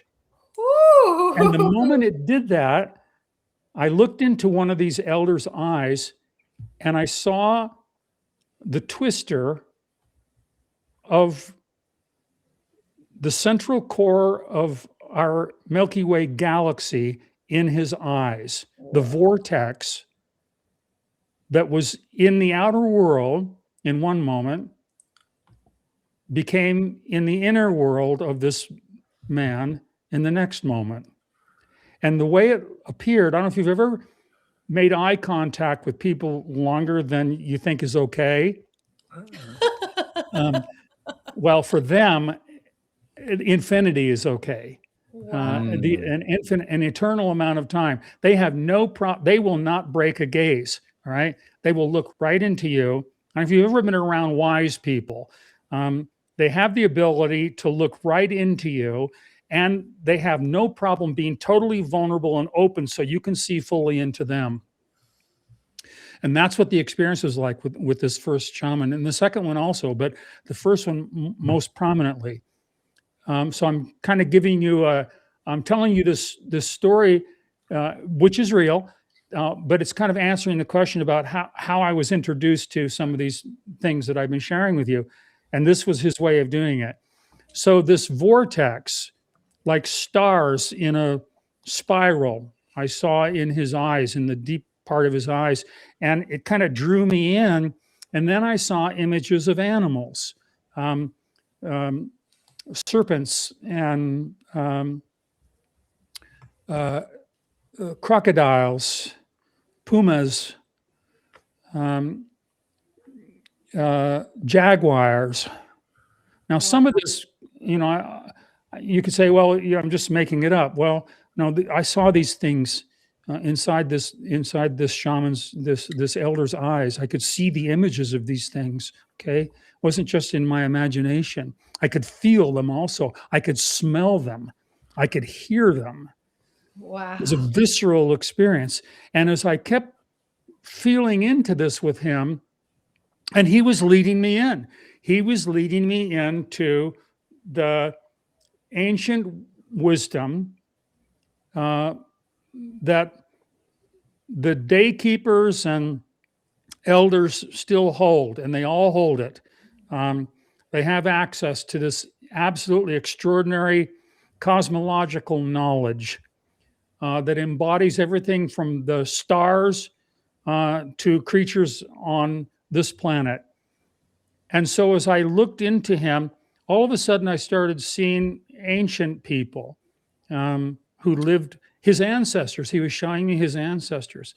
And then I swear to God, you guys, at this one point, like ancestors have, like the Maya, they have this curved nose, kind of a little bit of curved nose kind of thing going on. As I looked into this face of this ancient Mayan, that nose started getting smaller and it turned into what looked like a gray alien. Whoa. Whoa. Okay, so I started seeing otherworldly beings, or what they call sky deities or sky beings. And they showed me the ancients and how the ancients constructed, helped them, these otherworldly beings that came to the earth and came and helped them build their ancient civilizations. And honestly, I'm not making this up. It's exactly how it appeared to me, was like these ancient beings, these aliens, these otherworldly beings that lived inside of him, but were a part of him. And then those disappeared into just kind of like this empty space of just stars and the blackness of space. And then the vision stopped. And the other elder just winked at me and smiled. Oh my goodness. Like he knew what was going on. Wow. And that was an example of how these local people, how these indigenous people and I get along, and how they kind of introduce me to new facets of ancient wisdom that most of the modern world really has no idea about. This is a picture you sent me, which obviously is some kind of AI rendition of what you saw. And it's really cool. And I think it's quite beautiful how they shared that with you through like an experience like that. You also sent me this picture of this sky being glyph. Can you talk to me about that? Yeah. This glyph is on what's called a stellata, which is an ancient tabloid that is peppered all across the Yucatan and other parts of Central and even in South America. And these are reliefs, carved reliefs of otherworldly beings who came to Earth and mentored the ancients. And they mentored the ancients in this particular relief. It was found, I believe, somewhere in southern Mexico, and I can't recall the exact site where it came from, but depicts the mentoring of the ancients by these sky beings, these deities from the sky, or the heavens as they called them, teaching astronomy, teaching mathematics, teaching construction techniques, teaching the philosophy of Hunab Ku, which is the philosophical underpinnings of how what they call spirit, that cosmological spirit manifests from the heart of the Milky Way galaxy. So they knew about the black hole at the center of our Milky Way galaxy thousands of years before science discovered them. And this relief relays that Hunab-Ku information to the ancients of Central America. Wow. Wow. And this is the second picture of the star being glyphs that you sent me. Can you talk to us a little bit about this? Yeah, you can see how there's an ancient story about two star beings that came down, two brothers, and you can see them there at the bottom.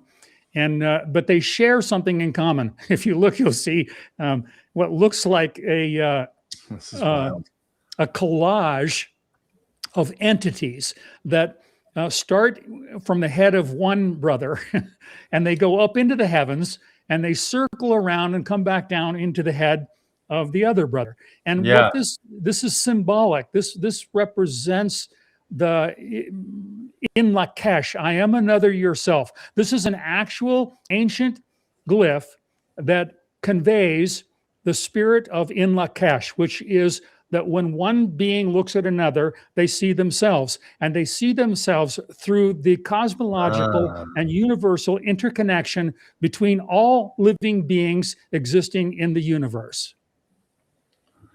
Wow. And it's like that phrase that you brought up earlier. No, I lost it, but I am another yourself. I am another yourself. Yeah. In Lakesh. That's amazing. And I'm going to pull up, I think I have one more picture of the sky beings. No, I don't think I do. So we're connecting a bunch of different things. Ancient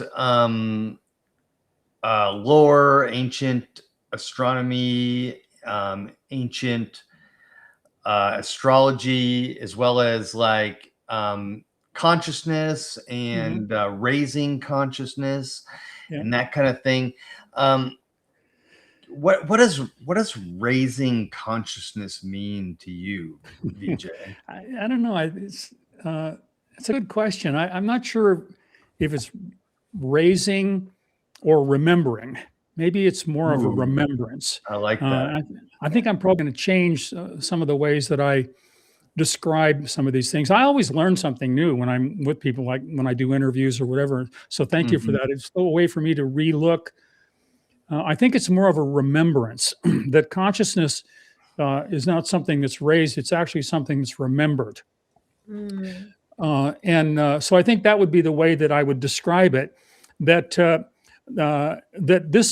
this ancient here who's got this little spyglass, of course, I don't know that they have those spyglasses or not. I think that's AI's a little piece of misinformation. But nonetheless, he's exploring these sky beings and getting a sense of that they're coming to Earth and that they're coming here in order to have us have a remembrance, and not necessarily a remembrance of them, but a remembrance of us, of who we really are, and what our real place is within the cosmos.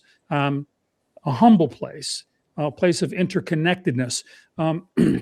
So if there's any raising, I think it's what I would call the raising of the veil of separation in how we've construed ourselves into being separate from everything and everyone around us, rather than interconnected, rather than an experience or sense of wholeness that the ancients knew, and that there are lots of us who have remembered some of this wisdom, remembered their wholeness, remembered their humility, remembered their place within the universe as not being superior or not being elite, but actually being in gratitude for the opportunity to be alive. And so I think that's more of what this raising of consciousness is about, is really a remembering to be humble, a remembering to be open, and a remembrance that we aren't separate from one another. We're all interconnected. And whether you believe it or not, or agree with it or not, it's the truth. Carl Sagan used to say that we're all star stuff. Well, if we're all star stuff, then we all have the same origins, don't we? And we all are interconnected in some way. Maybe it's through the timeless dissemination of a supernova exploding into the universe, sending particles out into other solar systems that then turn into life forms, that turn into the creatures that I saw in this Mayan elder, that turn into human beings, that turn into you and I. That maybe we are interconnected, even though it is a stretch. It's very real for me, and I think it's also very real for a lot of your viewers and listeners. In addition to both of you, I got that sense about both of you. Absolutely. Yeah, and when astronauts, orbit the Earth, they often come back with this sense of interconnectedness, and that we're all in this system, spaceship flying through the universe, and that we're, all one. And I think that the ancients were able to see that as well, because, they, paid attention, and they looked and they watched, and they didn't have all this, these major cities with this fake light that was polluting the, what you can see. Like my first time seeing the Milky Way in its true majesty was at a place in California called Anza Borrego State Park. Okay. And it's just outside of San Diego. And I'm blanking on the exact spot that I was in. I used to go there. I went there several times, but I'm blanking on it right now. I used to take my telescope out there. But, I was sitting there with my friend, and we didn't look. It was 4th of July weekend, and there was all this stuff going on and all these different things, but you couldn't book a hotel anywhere. And my friend was just like, "Hey, you want to go camping?" So I was like, "Yeah, fuck yeah." And we bought a bunch of camping gear at Walmart. And this is when I was in California for grad school. My best friend was visiting from Nova Scotia. We went out and we found this spot. It wasn't in the low desert of Anza Borrego. It was halfway between the high and low desert, because when you basically drive down into the low desert. And we were halfway between, and we set up campsite in a place that I ended up setting up a campsite a dozen times probably after. But it was a night where the moon wasn't particularly luminous, and it also came out much later into the evening. And we're sitting there, campfire. We got s'more stuff and hot dogs and whatnot. And then all of a sudden, stars started popping up like popcorn. Wow. It was like a couple popped, and then a couple more, and then all of a sudden just started popping out rapidly. And then within an hour, you could see the majesty of the Milky Way, as we see in this picture right here. And it was one of those moments in my life I'll never forget, because I was like, holy shit, I've seen this on, documentaries and stuff. Yeah. But until you see it, in its majesty, it's a totally different experience. And the ancients had this experience almost every night. And so it makes sense to me that they're much more in tune with where we come from and what we actually are in relation to the grand scheme of the universe. And so the sky being thing is something that, mainstream archaeology and mainstream will tell you is just, allegoric, or it's for lack of a better word, it's poetic, or it's storytelling, that kind of thing. Do you see it as more literal? Yeah. No, it's not storytelling. Sky beings. Now, let me just make a little disclaimer here. I'm gonna share my own experience. I don't think it's the truth for everybody. I don't think it's fact. I don't think it's gospel. But because I've had my own direct experience with otherworldly beings in a couple of different ways, like you having a direct experience of the Milky Way, there was nobody that can ever talk you out of that. There was no archaeologist who will ever say to you, you had a poetic, Right. romantic experience there in the desert. No. Yeah, well, so it's the same for me. Having had an encounter with a UFO in Mexico 6 years ago, in which it was I'm not going to call it a telepathic connection, but was a profound experience of a craft and its occupants that I connected with, that gave me absolute certainty inside of myself that non-human intelligence not only exists, it's here on the planet, and they are aware of human beings, and they are interested in what we're up to. All right. So I guess that's the best way for me to answer is no, I don't think it's stories. I think it's for real. Yeah, and that's actually a great segue into about a week ago. You showed us the video of that experience, and we could hear your natural reaction to it, like your verbal reaction to it, and that kind of thing. And would you set the scene for us there and tell us about that experience? We can't show the video today because it belongs to somebody else, and they're planning on showing it on their own time.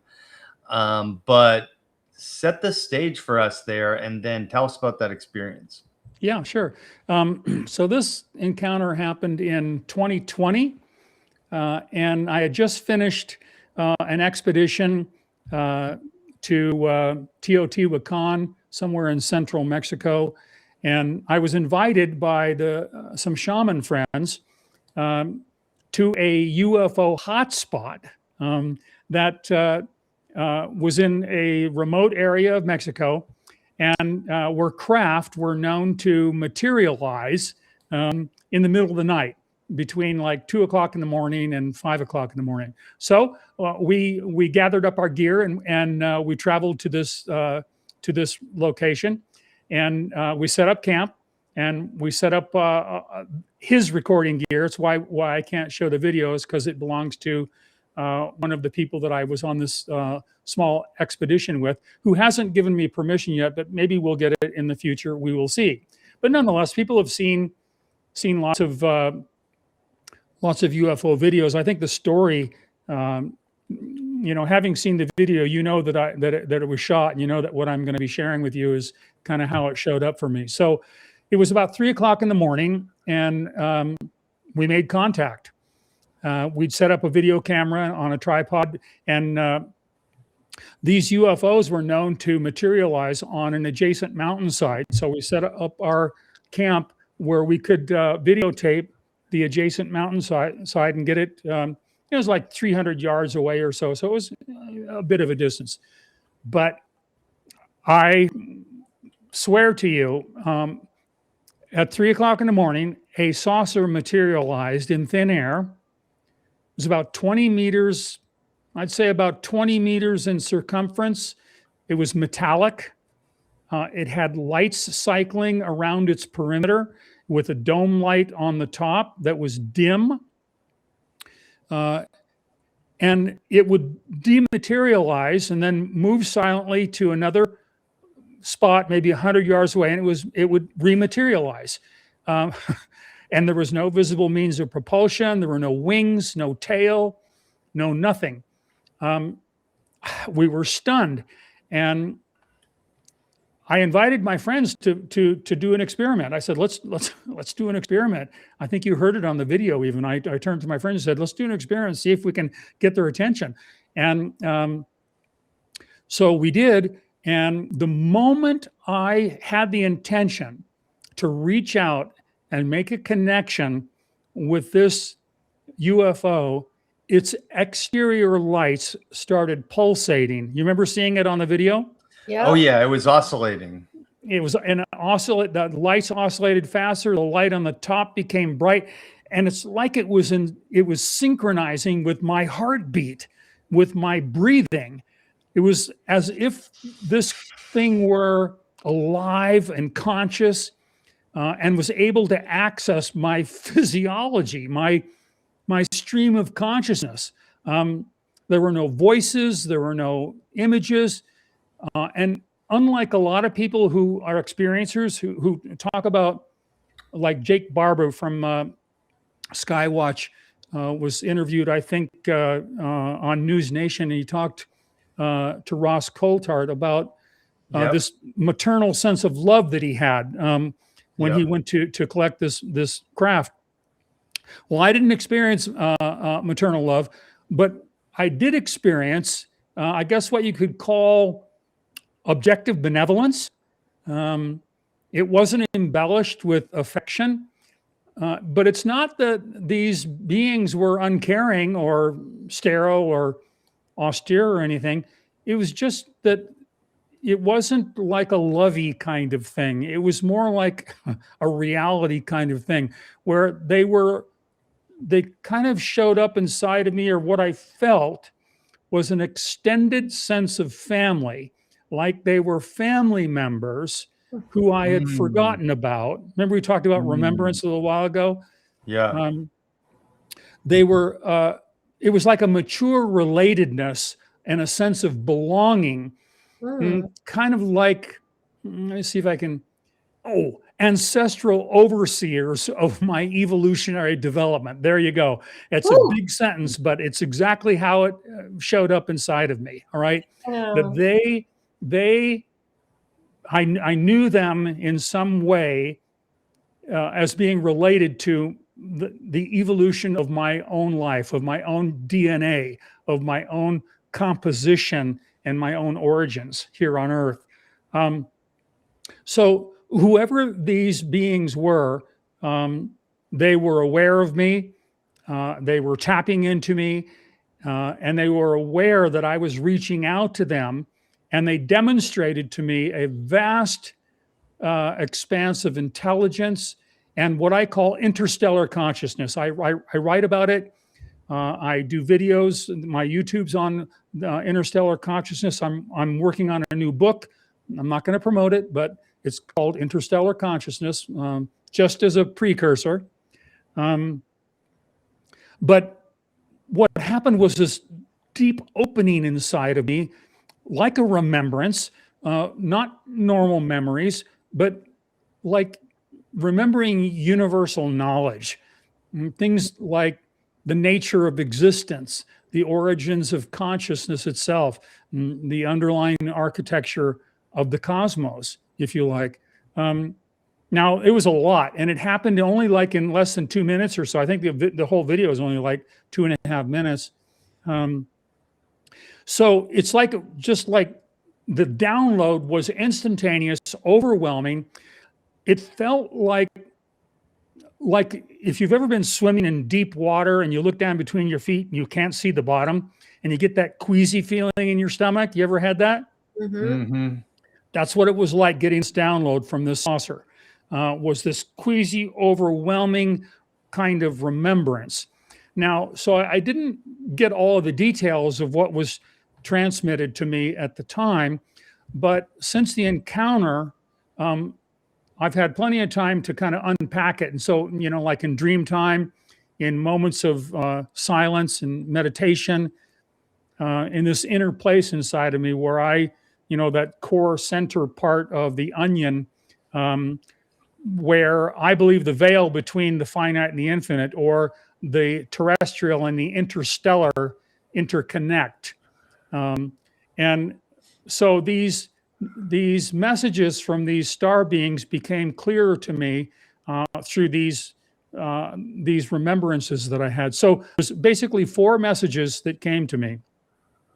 And they were about who they are, what their role on Earth is, what their part in our evolutionary development is, and about their advanced intelligence and consciousness. So now, again, I want to say that this was my experience. I'm not going to claim that this is the truth.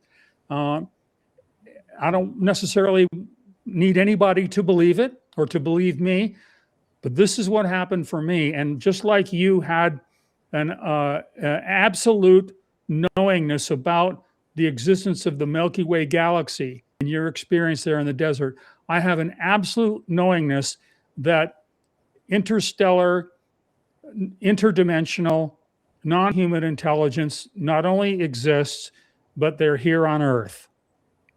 So I'd like to be able to go ahead and share what the 4 are. If you're up for it, I'll go ahead and share them one at a time. Let's go. Yes, Good. please. Okay, let's do it. So the first insight was that these star beings are one of many advanced races that exist in the universe, and that they're not bound by time and space. And how I interpreted that insight was that in order to be able to understand interdimensional or interstellar beings, we need to kind of let go of the way we perceive life and the universe as a whole. For example, we have a kind of a biological bias where we see everything in terms of our own biological existence, like the Big Bang was the birth of the universe, like the biological birth of a child. Well, maybe the universe wasn't birthed. Maybe the universe is infinite and didn't need to have a birth, right? Well, these non-human intelligence, in my experience, they are as infinite as the universe is. Okay, so that was the first major download. The second one, this one was really an eye-opener for me, is that they've inhabited this planet. And here's how it came to me. I'll tell you guys exactly how it showed up in when the voices finally did kind of appear, when I lifted the veil inside of myself about what they said, was that they've been here since they stabilized the orbit of the Earth around the sun. And I thought to myself, wow, this characterization, they're not talking about years or decades or eons.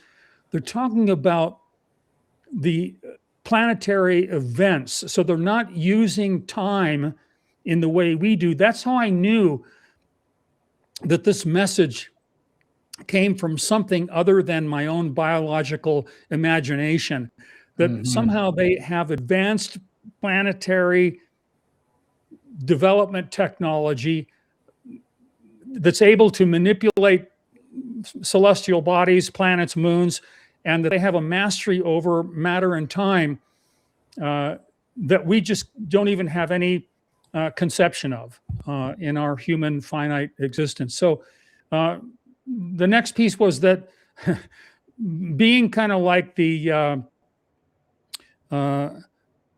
creators of the stabilization of the planet, they were also instrumental in cultivating all life on this planet, including us. Now that was a big insight for me to get. It's like, are you kidding? Do I have? I thought my relatives were challenging to consider being part of my family. Aunt Loda and Uncle Elmo were as alien as you can possibly get. But considering that maybe we were cultivated in a test tube by gray beings, was a little unsettling for me.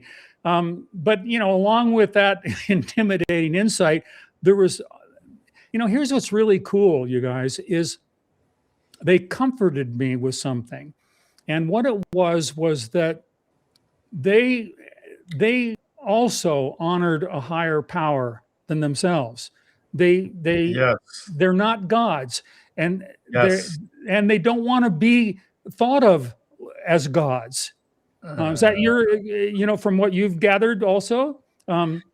Well, this is sort of my view of the universe and our place in it. I think the universe gets bigger, goes on forever, and it gets smaller and goes on forever. Okay. Mm-hmm. So just as the same as we cultivate a biological environment in a petri dish, mm-hmm.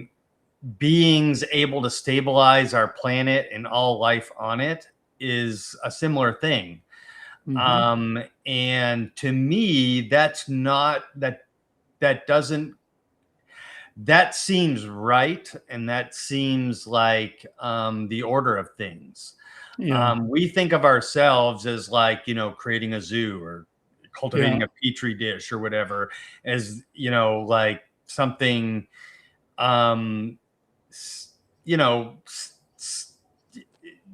within our perspective as like something normal. What you just said about how they don't think of themselves as gods is the same thing as we don't think of ourselves as gods.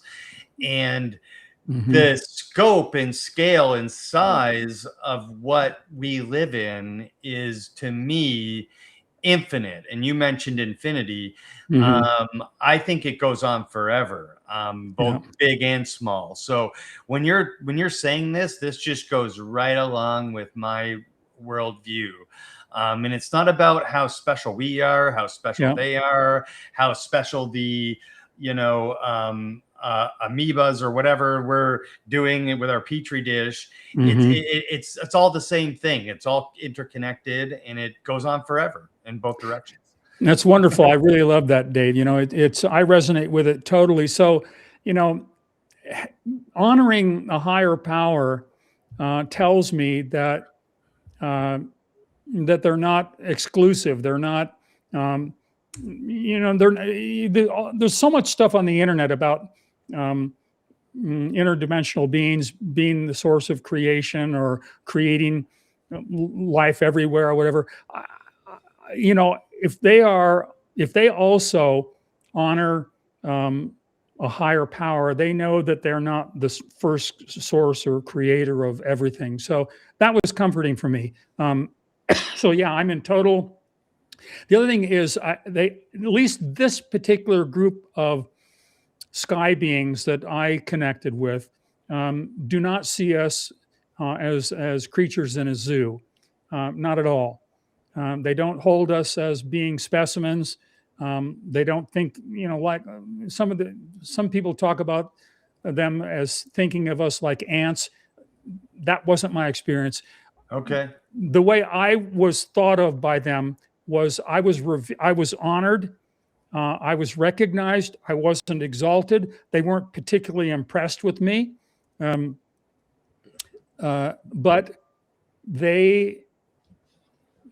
I felt not on equal ground with them, because they certainly are far more advanced than I am in terms of their consciousness, their intellect and understanding. But I felt like that I was a part of them rather than, some kind of subject or specimen of them, right? Like that. For sure. And when I say zoo or petri dish, like there are, animal handlers, zookeepers who, exactly like you said, see who they're working with as, with honor and with respect and with understanding. And I think it's kind of the same thing. You really have to be connected to that environment as a human, in order to like have that perspective. Yeah. But, I think it's a comforting and lovely thought as well. My thing is, this just comes from my own brain and not from a download from a fucking UFO, excuse my language. But I see it in my mind. So maybe more there than I thought I was. There you go. Hey, you just had an interstellar insight, Dave. That's fabulous, man. Okay. All right. So, okay. All right. Number 4, right? Well, number 3, actually, Number 3. Sorry about that.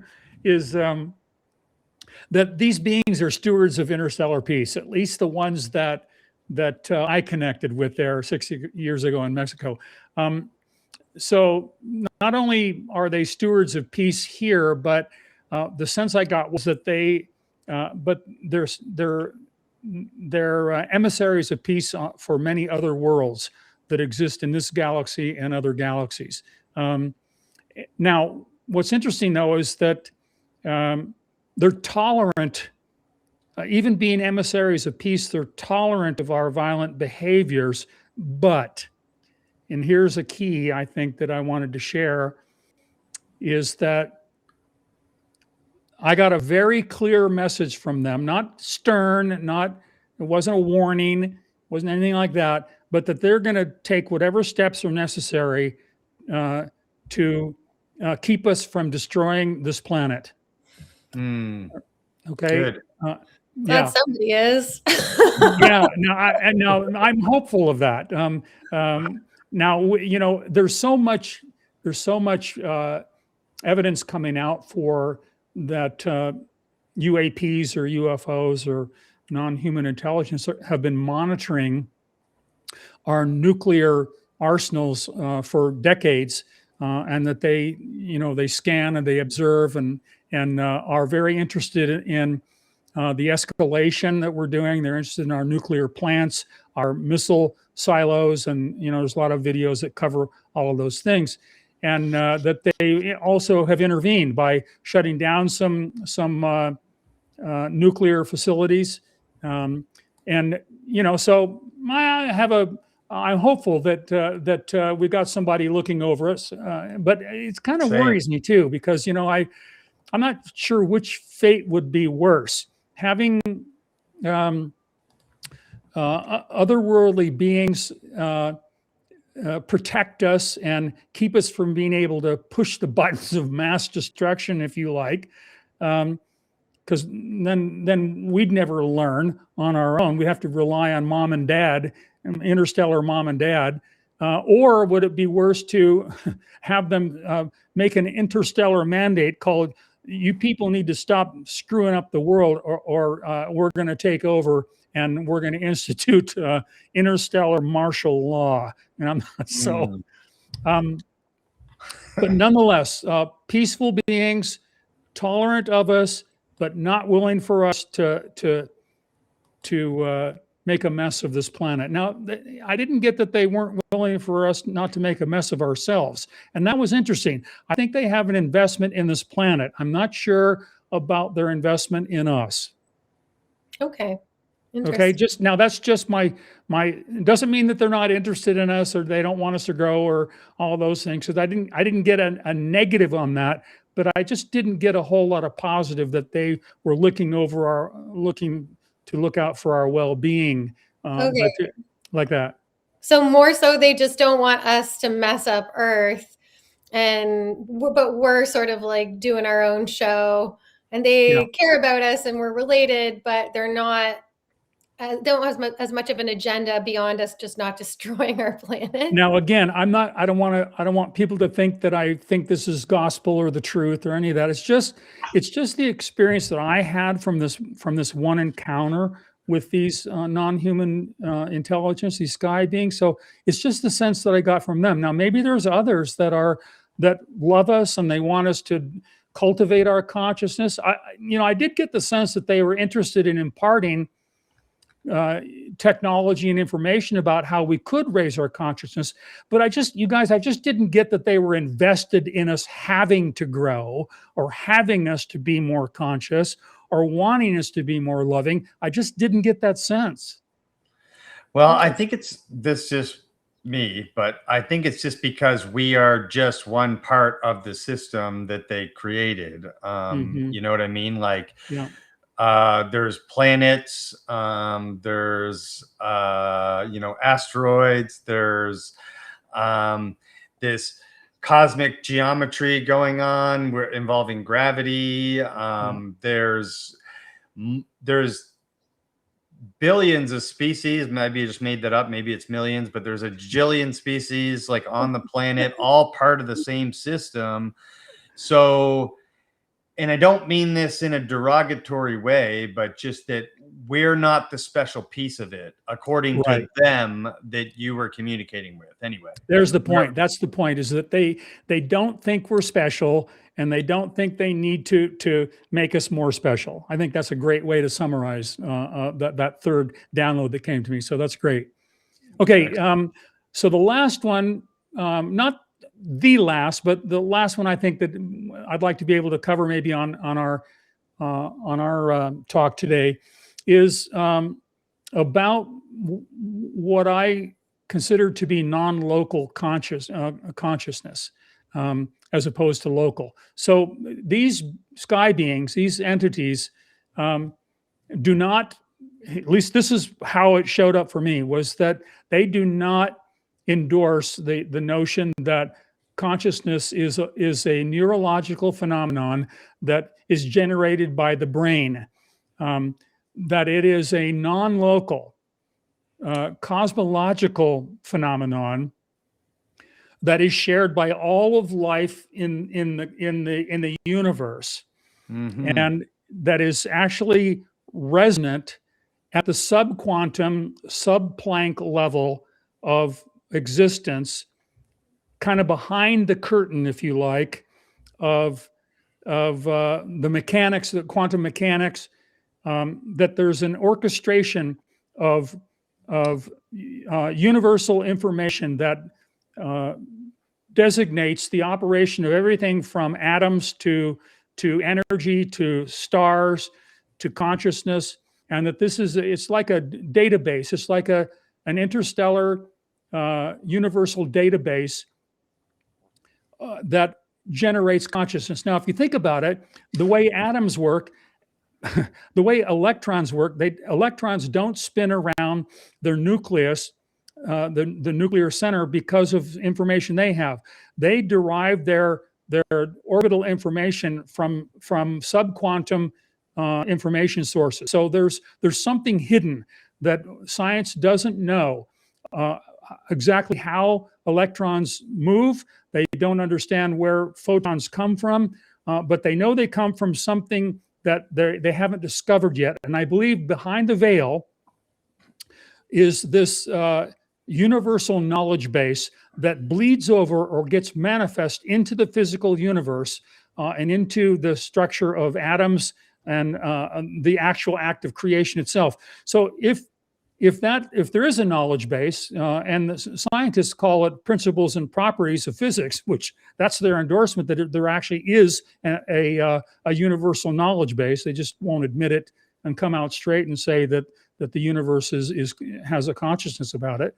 But nonetheless, I think that if there's an information base that can orchestrate all of matter and energy in the universe, why can't there be a similar database that orchestrates the development of consciousness? It seems pretty realistic to me. If it can create matter and energy, it can certainly create and orchestrate consciousness itself. So these beings, I believe, have an understanding about themselves and consciousness. It's kind of like in Lakesh, where I am another yourself. They know they are others. They know they are the universe itself. And maybe when we can open ourselves to a larger understanding of who we are, where we come from, what our true nature is, and what our true capabilities are, maybe our willingness to acknowledge that there is something beyond our material understanding will open us to this space, to tap into this universal knowledge and be able to start gaining some mastery over some of these technological and psychic skills that these non-human intelligences seem to demonstrate, right? So that's this idea of interstellar consciousness, or it being a non-local phenomenon, and that there is a way for us to connect to it if we will get ourselves out of the way. That's what it is. The human ego has a way of trying to hog and control everything. And self-importance is so distracting that to be able to get out of the way and to open to something greater than ourselves. A lot of people are legends in their own minds, me included. I'm not going to exclude myself from it. I sometimes think that too, right? Listen, VJ, I'm important and I'm a legend. All right. Yeah, there you go. It's I'm a Gemini, so I can go two opposing directions at the same time and still retain the ability to function, like F. Scott Fitzgerald said. So, but anyway, so those are the four main points that came to me. Any questions about any of those, or those stand on their own? No, those. Go ahead, Megan. I was just going to say, I feel like the last point was kind of giving me thoughts of like Akashic records, kind of. Yes, and that's great, Megan, because the Akashic records, according to the ancients, is a knowledge base that is available to anyone and everyone who is willing to get out of their own way, open to something greater than themselves, and tap into it. Now, from a metaphysical and New Age standpoint, it makes sense.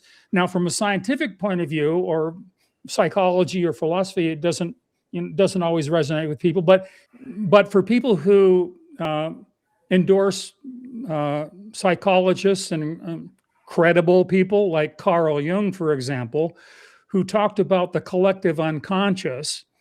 The collective unconscious is deep inside of us. We talked about going to the center of the psyche, where this veil is. There's a veil between the conscious and the unconscious, or the veil between our own individual lives and the interconnected lives of everyone. So the collective unconscious that Carl Jung talked about was this interconnectedness between all people, all things, all places, and all knowledges. So people who have access to, quote, the Akashic records, have lifted the veil into the vastness of the knowledge base that exists in the cosmos, that I call interstellar consciousness. So it was a good point, Megan.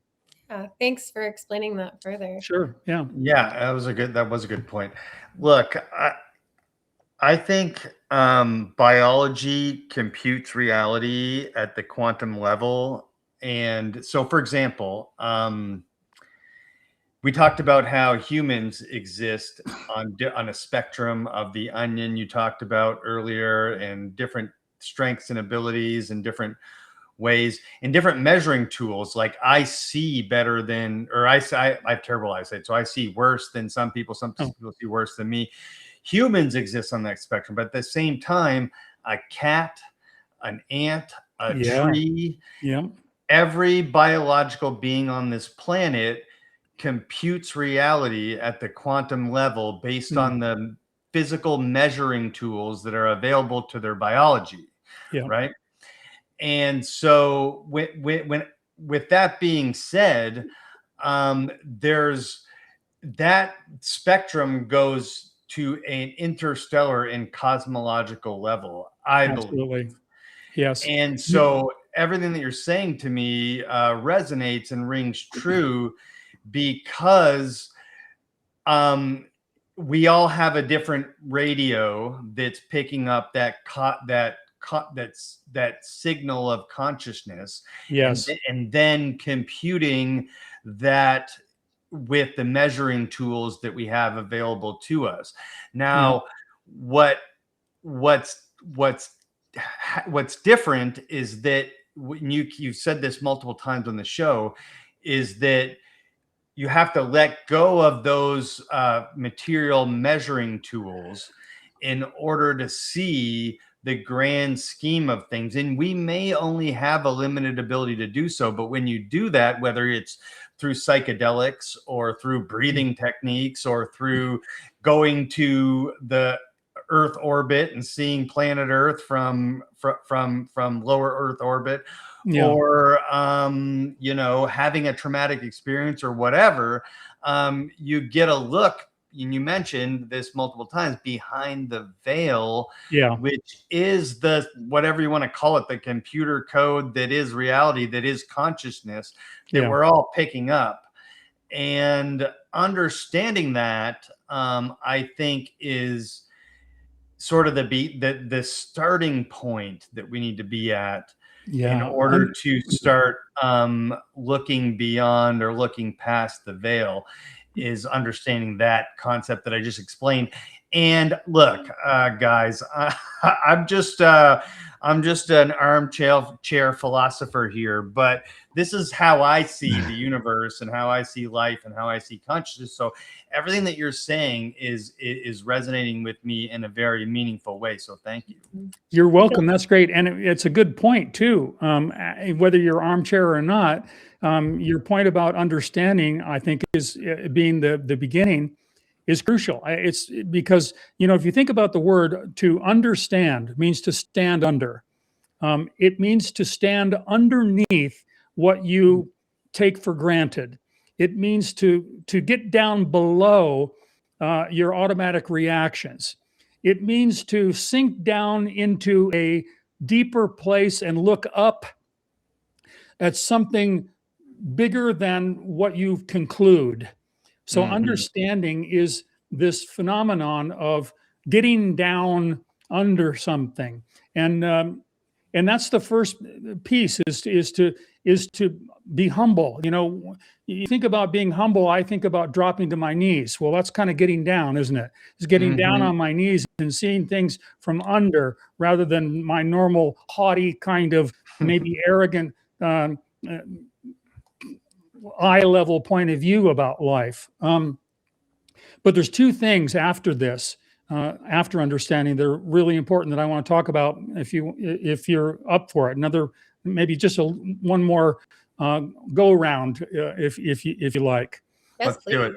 Okay. And that, it has to do with vulnerability and intention.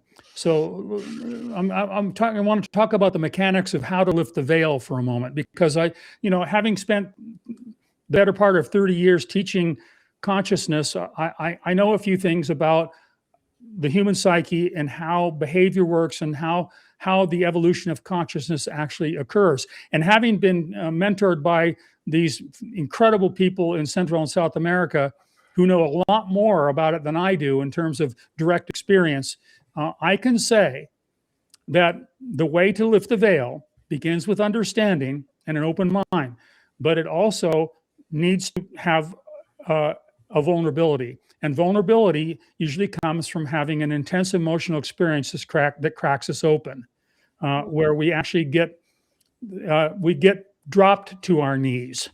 It's not every day that you'll find people out in public dropping to their knees in humility. In fact, you find quite the opposite, where people are standing on their soapboxes about their own lives or about what they think is true or real. So there's not a whole lot of humility, because people are afraid of being vulnerable. Vulnerability can be scary. It can expose us. It can reveal what we're afraid of inside of ourselves, or what other people might think about us, or maybe I have darkness inside of me and I don't want to open it, because if I open it, I might go there, like Pandora's box kind of thing. But without being vulnerable, without having some kind of crack that opens us, there isn't a whole lot of veil lifting that happens. And then the other, things like, a number of years ago, I helped my mother transition her life into her death. I didn't kill her. I was her hospice provider. Just to clarify for everybody out there. my brother and I brought her to my brother's house, and we took care of her until her last day, actually. And we actually carried her out into the van after she passed. But the process of changing my mother's diapers as she was losing her life was humbling. To carry her to the bathroom, to wash her, to see her struggling in her last moments.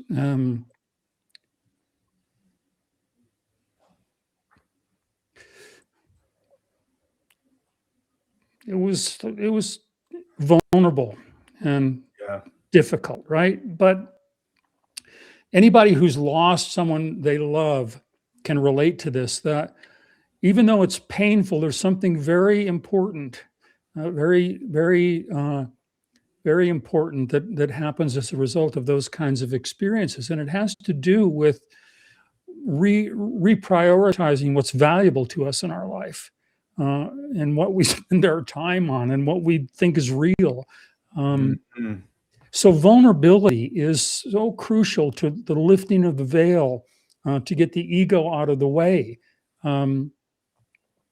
And I remember, as I actually left the room and went out for a while, just in the last day. I think a lot of people like to die alone. So they wait until people leave the room and then they sneak out of their body, right? And my mom did that. And it was interesting. I was out, and at the moment my mother died, I knew it. I had this sense in myself. I was like, oh my God, she's gone. I need to get back to the house. So I raced back to the house, and sure enough, she died when I went out of the house. And it's the way my mom would have liked it. She was Italian. She had old school values. She didn't like to expose herself or things like that. But what a privilege it was to walk her through. She brought me into the world, and I got to take her out of the world, or help her get out of the world. So humility and vulnerability are important to lifting the veil. But there's another piece which has to do with intending something positive for yourself once you've survived a traumatic or intense experience. And it's having an intention to change something inside of us that we want to change. And it's the combination of the opening of the heart and the clarity of the mind about the feeling, the deep feeling we have, and what we're going to do about it. That's what causes the veil to lift. All right. So I want to really try to make it clear for the viewers and listeners that it's challenging, but those are the two pieces. So understanding, like you said, and then vulnerability, and then tying our vulnerability to some key behavioral change that we want to make. And that's what makes a difference. Just to kind of lighten it up, I want to tell you about how this kind of works. So the other day I went to Staples, and I was going to return a piece of equipment that I got. I'm just, wading into podcasting. So I bought the wrong equipment and had to send it back. I'm sure you can relate to that. Oh yeah. But as I was standing in line at the return counter, and there was this display you remember Crayola crayons? Oh yeah. Yeah. Well, there was a whole display Absolutely. of them. There was a whole display of them, and I could smell them. So I was in line. There were a lot of people in line, and I bent down and I smelled them, and I out loud I said, "They smell just like they did when I was a boy." Okay. Wow. Now this is being vulnerable. Like the lady behind me says, "I had the box with 3 rows and the pencil and the sharpener." Now, so vulnerability evokes vulnerability. You see, the guy on the other line, he turned to me and he said, "We were poor. I only had the 1 row of crayons, and I didn't get the sharpener." Second guy, so 2 people who would normally not even acknowledge anybody else in public start dropping into their experience of being children, kids. And then other people I looked at, now there weren't more people, not everybody, did a kumbaya and you know, Right. joined us in our childhood experiences. But people were shaking their heads. They were acknowledging it, that it's a special time, and that Crayola crayons exist inside the psyche, and that there are vulnerable experiences like that. That just by being willing for me to say something that would seem stupid, you know, like saying, "Hey, they smell just like they did when I was a boy," taking that risk and setting my ego aside to be able to just be authentic and vulnerable and real, all of a sudden caused this kind of just a little raising of the veil with other people who I didn't even know. Right? That's beautiful. I absolutely love that example, real world example of what you're talking about. And it's, you know, I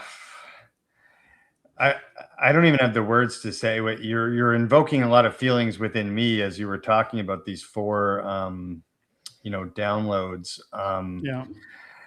But in particular, vulnerability after a traumatic event, and how it shapes and changes how you see yourself in your place in the universe. Like, I rarely run out of words to say, but you know, that really resonated with me, man, in a really heartfelt way. So thank you very much. I appreciate the acknowledgement, and you know, thanks for the opportunity to be able to share these kinds of things, because they live inside of me, and I think it's important not just for me, but for all of us to share what's meaningful to us, and to take the risks of looking stupid or saying the wrong thing or not remembering things, or, you know, whatever. There's just so much, you know, life is too mysterious to be too damn serious. You know, it's just kind of shows up that way for me. I like that quote. Yeah, me too. And there's always been something about me that's been like, I'm trying to think of the right word. It's been like a sort of a superpower, but also a vulnerability, a crutch.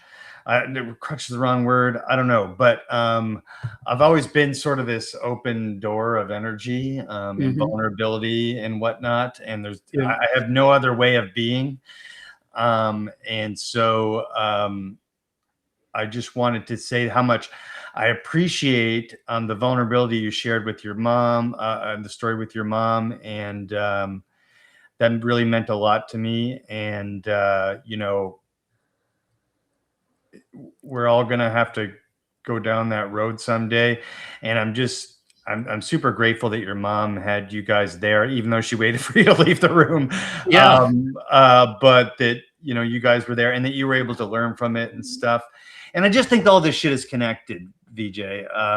You know, all this stuff is connected to the grand scheme of why we're here, who we are, and these ancient structures to bring it all back around. These people knew more about this in our place in the cosmos than we do now, even though we have these advanced measuring tools. We're using tools that measure, that enhance our own biological measurement systems, but that's not what it is. You can look under a microscope or through a telescope as long as you want, and as far as you want. You can create the best telescope ever, the best microscope ever that enhances your biological ability to observe reality. But that's not what it is. That's not what we're looking for. And so, and the ancients knew that. You know, the ancients knew that. That's why they built these structures. That's why they aligned them. That's why they made them as precise as they were, but also open to interpretation. And so I think we should end here, because I want to talk to you about Mount Shasta, but I think we'll do that on a different time, because I have a bunch of questions about that, and that sounds like an amazing story. So VJ Val has an incredible story that about Mount Shasta. And as everyone probably knows already, Mount Shasta has a rich history of anomalous phenomenon. And I think that's all connected as well. But would you please, I know you're not a self-promoter, but would you please tell us where everyone can find you, the books you wrote, and all that stuff before we wrap up? Sure. The books I've written two, and I've won some awards, which is a pretty cool thing, but they're on Amazon. So Ink of Fire, Light of the Masters, you can find it on Amazon. And then my second book is called, that's the Ink of Fire book. I won first place for the most inspiring New Age book in 2000. So that was a real win for me as a first-time author. Yeah, Incredible. it may be out of print though, so I'm not sure about that. And then my second book was called Travelers Within: Journeys into Being Human and Beyond. It's a very compelling book. It has a lot of my life stories, like some of the ones that I've shared here and that I'll share with you in the future. Some just inspiring anecdotes. I take people on an inner journey rather than it being boring facts. I actually lead people into deep emotional experiences and vulnerabilities and things that have happened to me and how I transformed them or grew as a result of them, et cetera. So if you like adventure stories and you like it mixed with science and kind of understanding information in an insightful and inspirational way, this book is for you. My third one, I'm still in the process. I haven't finished it yet, but it's going to be Interstellar Consciousness, lifting the veil of separation. Actually, we talked about the veil during our podcast, so that one's not out yet. But also, I'm on YouTube. You can get me at YouTube, Val Jon Farris, and I'm sure you'll put the links in the description part. But there's my my first draft. Of course. Mr. ChatGPT helped me with this, but I'm not sure. It might be a little too busy for what I want. I don't know. If anybody has any ideas about the cover, let me know. I'm open to suggestions because I'd like it to be something that doesn't scare the daylights out of people or confuse them. But anyway, then also I'm a writer, so I write on Substack. You can get me at substack.com, Val Jon Farris. I'm on medium.com, Val Jon Farris. LinkedIn, you can find me. You can find me on the usual places, right? So, yeah, and I'll link everything below for everyone. Megan, any final comments for Mr. VJ? What a joy it is to spend time with you, and I just want to say again, like the vulnerability you shared here.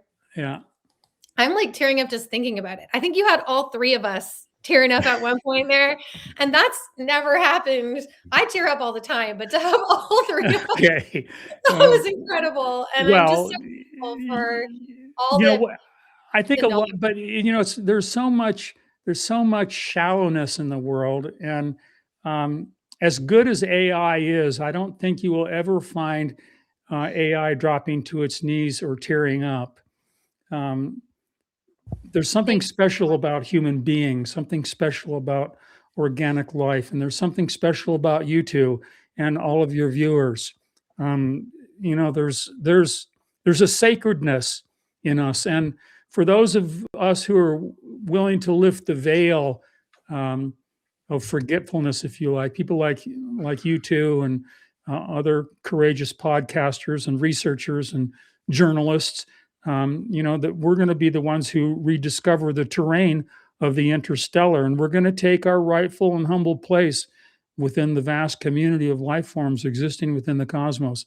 And it's going to be a privilege and an honor to do so. So I've enjoyed this conversation with you both, and I thank you so very much for the opportunity of sharing. Yeah, I'm just exploring crying again for the first time in like 20 years. You almost got me there, VJ. Okay. Thank you so much for joining the multiverse. We really appreciate it. Light, love, and truth to everyone watching. And we'll call it a day. Adios. Hasta la Let's do vista. it. What's up, humans? If you're enjoying this content, please take a moment to like, subscribe, and hit the notification bell so you don't miss a thing. Megan and I are very grateful for all of your support, so thanks for joining the multiverse.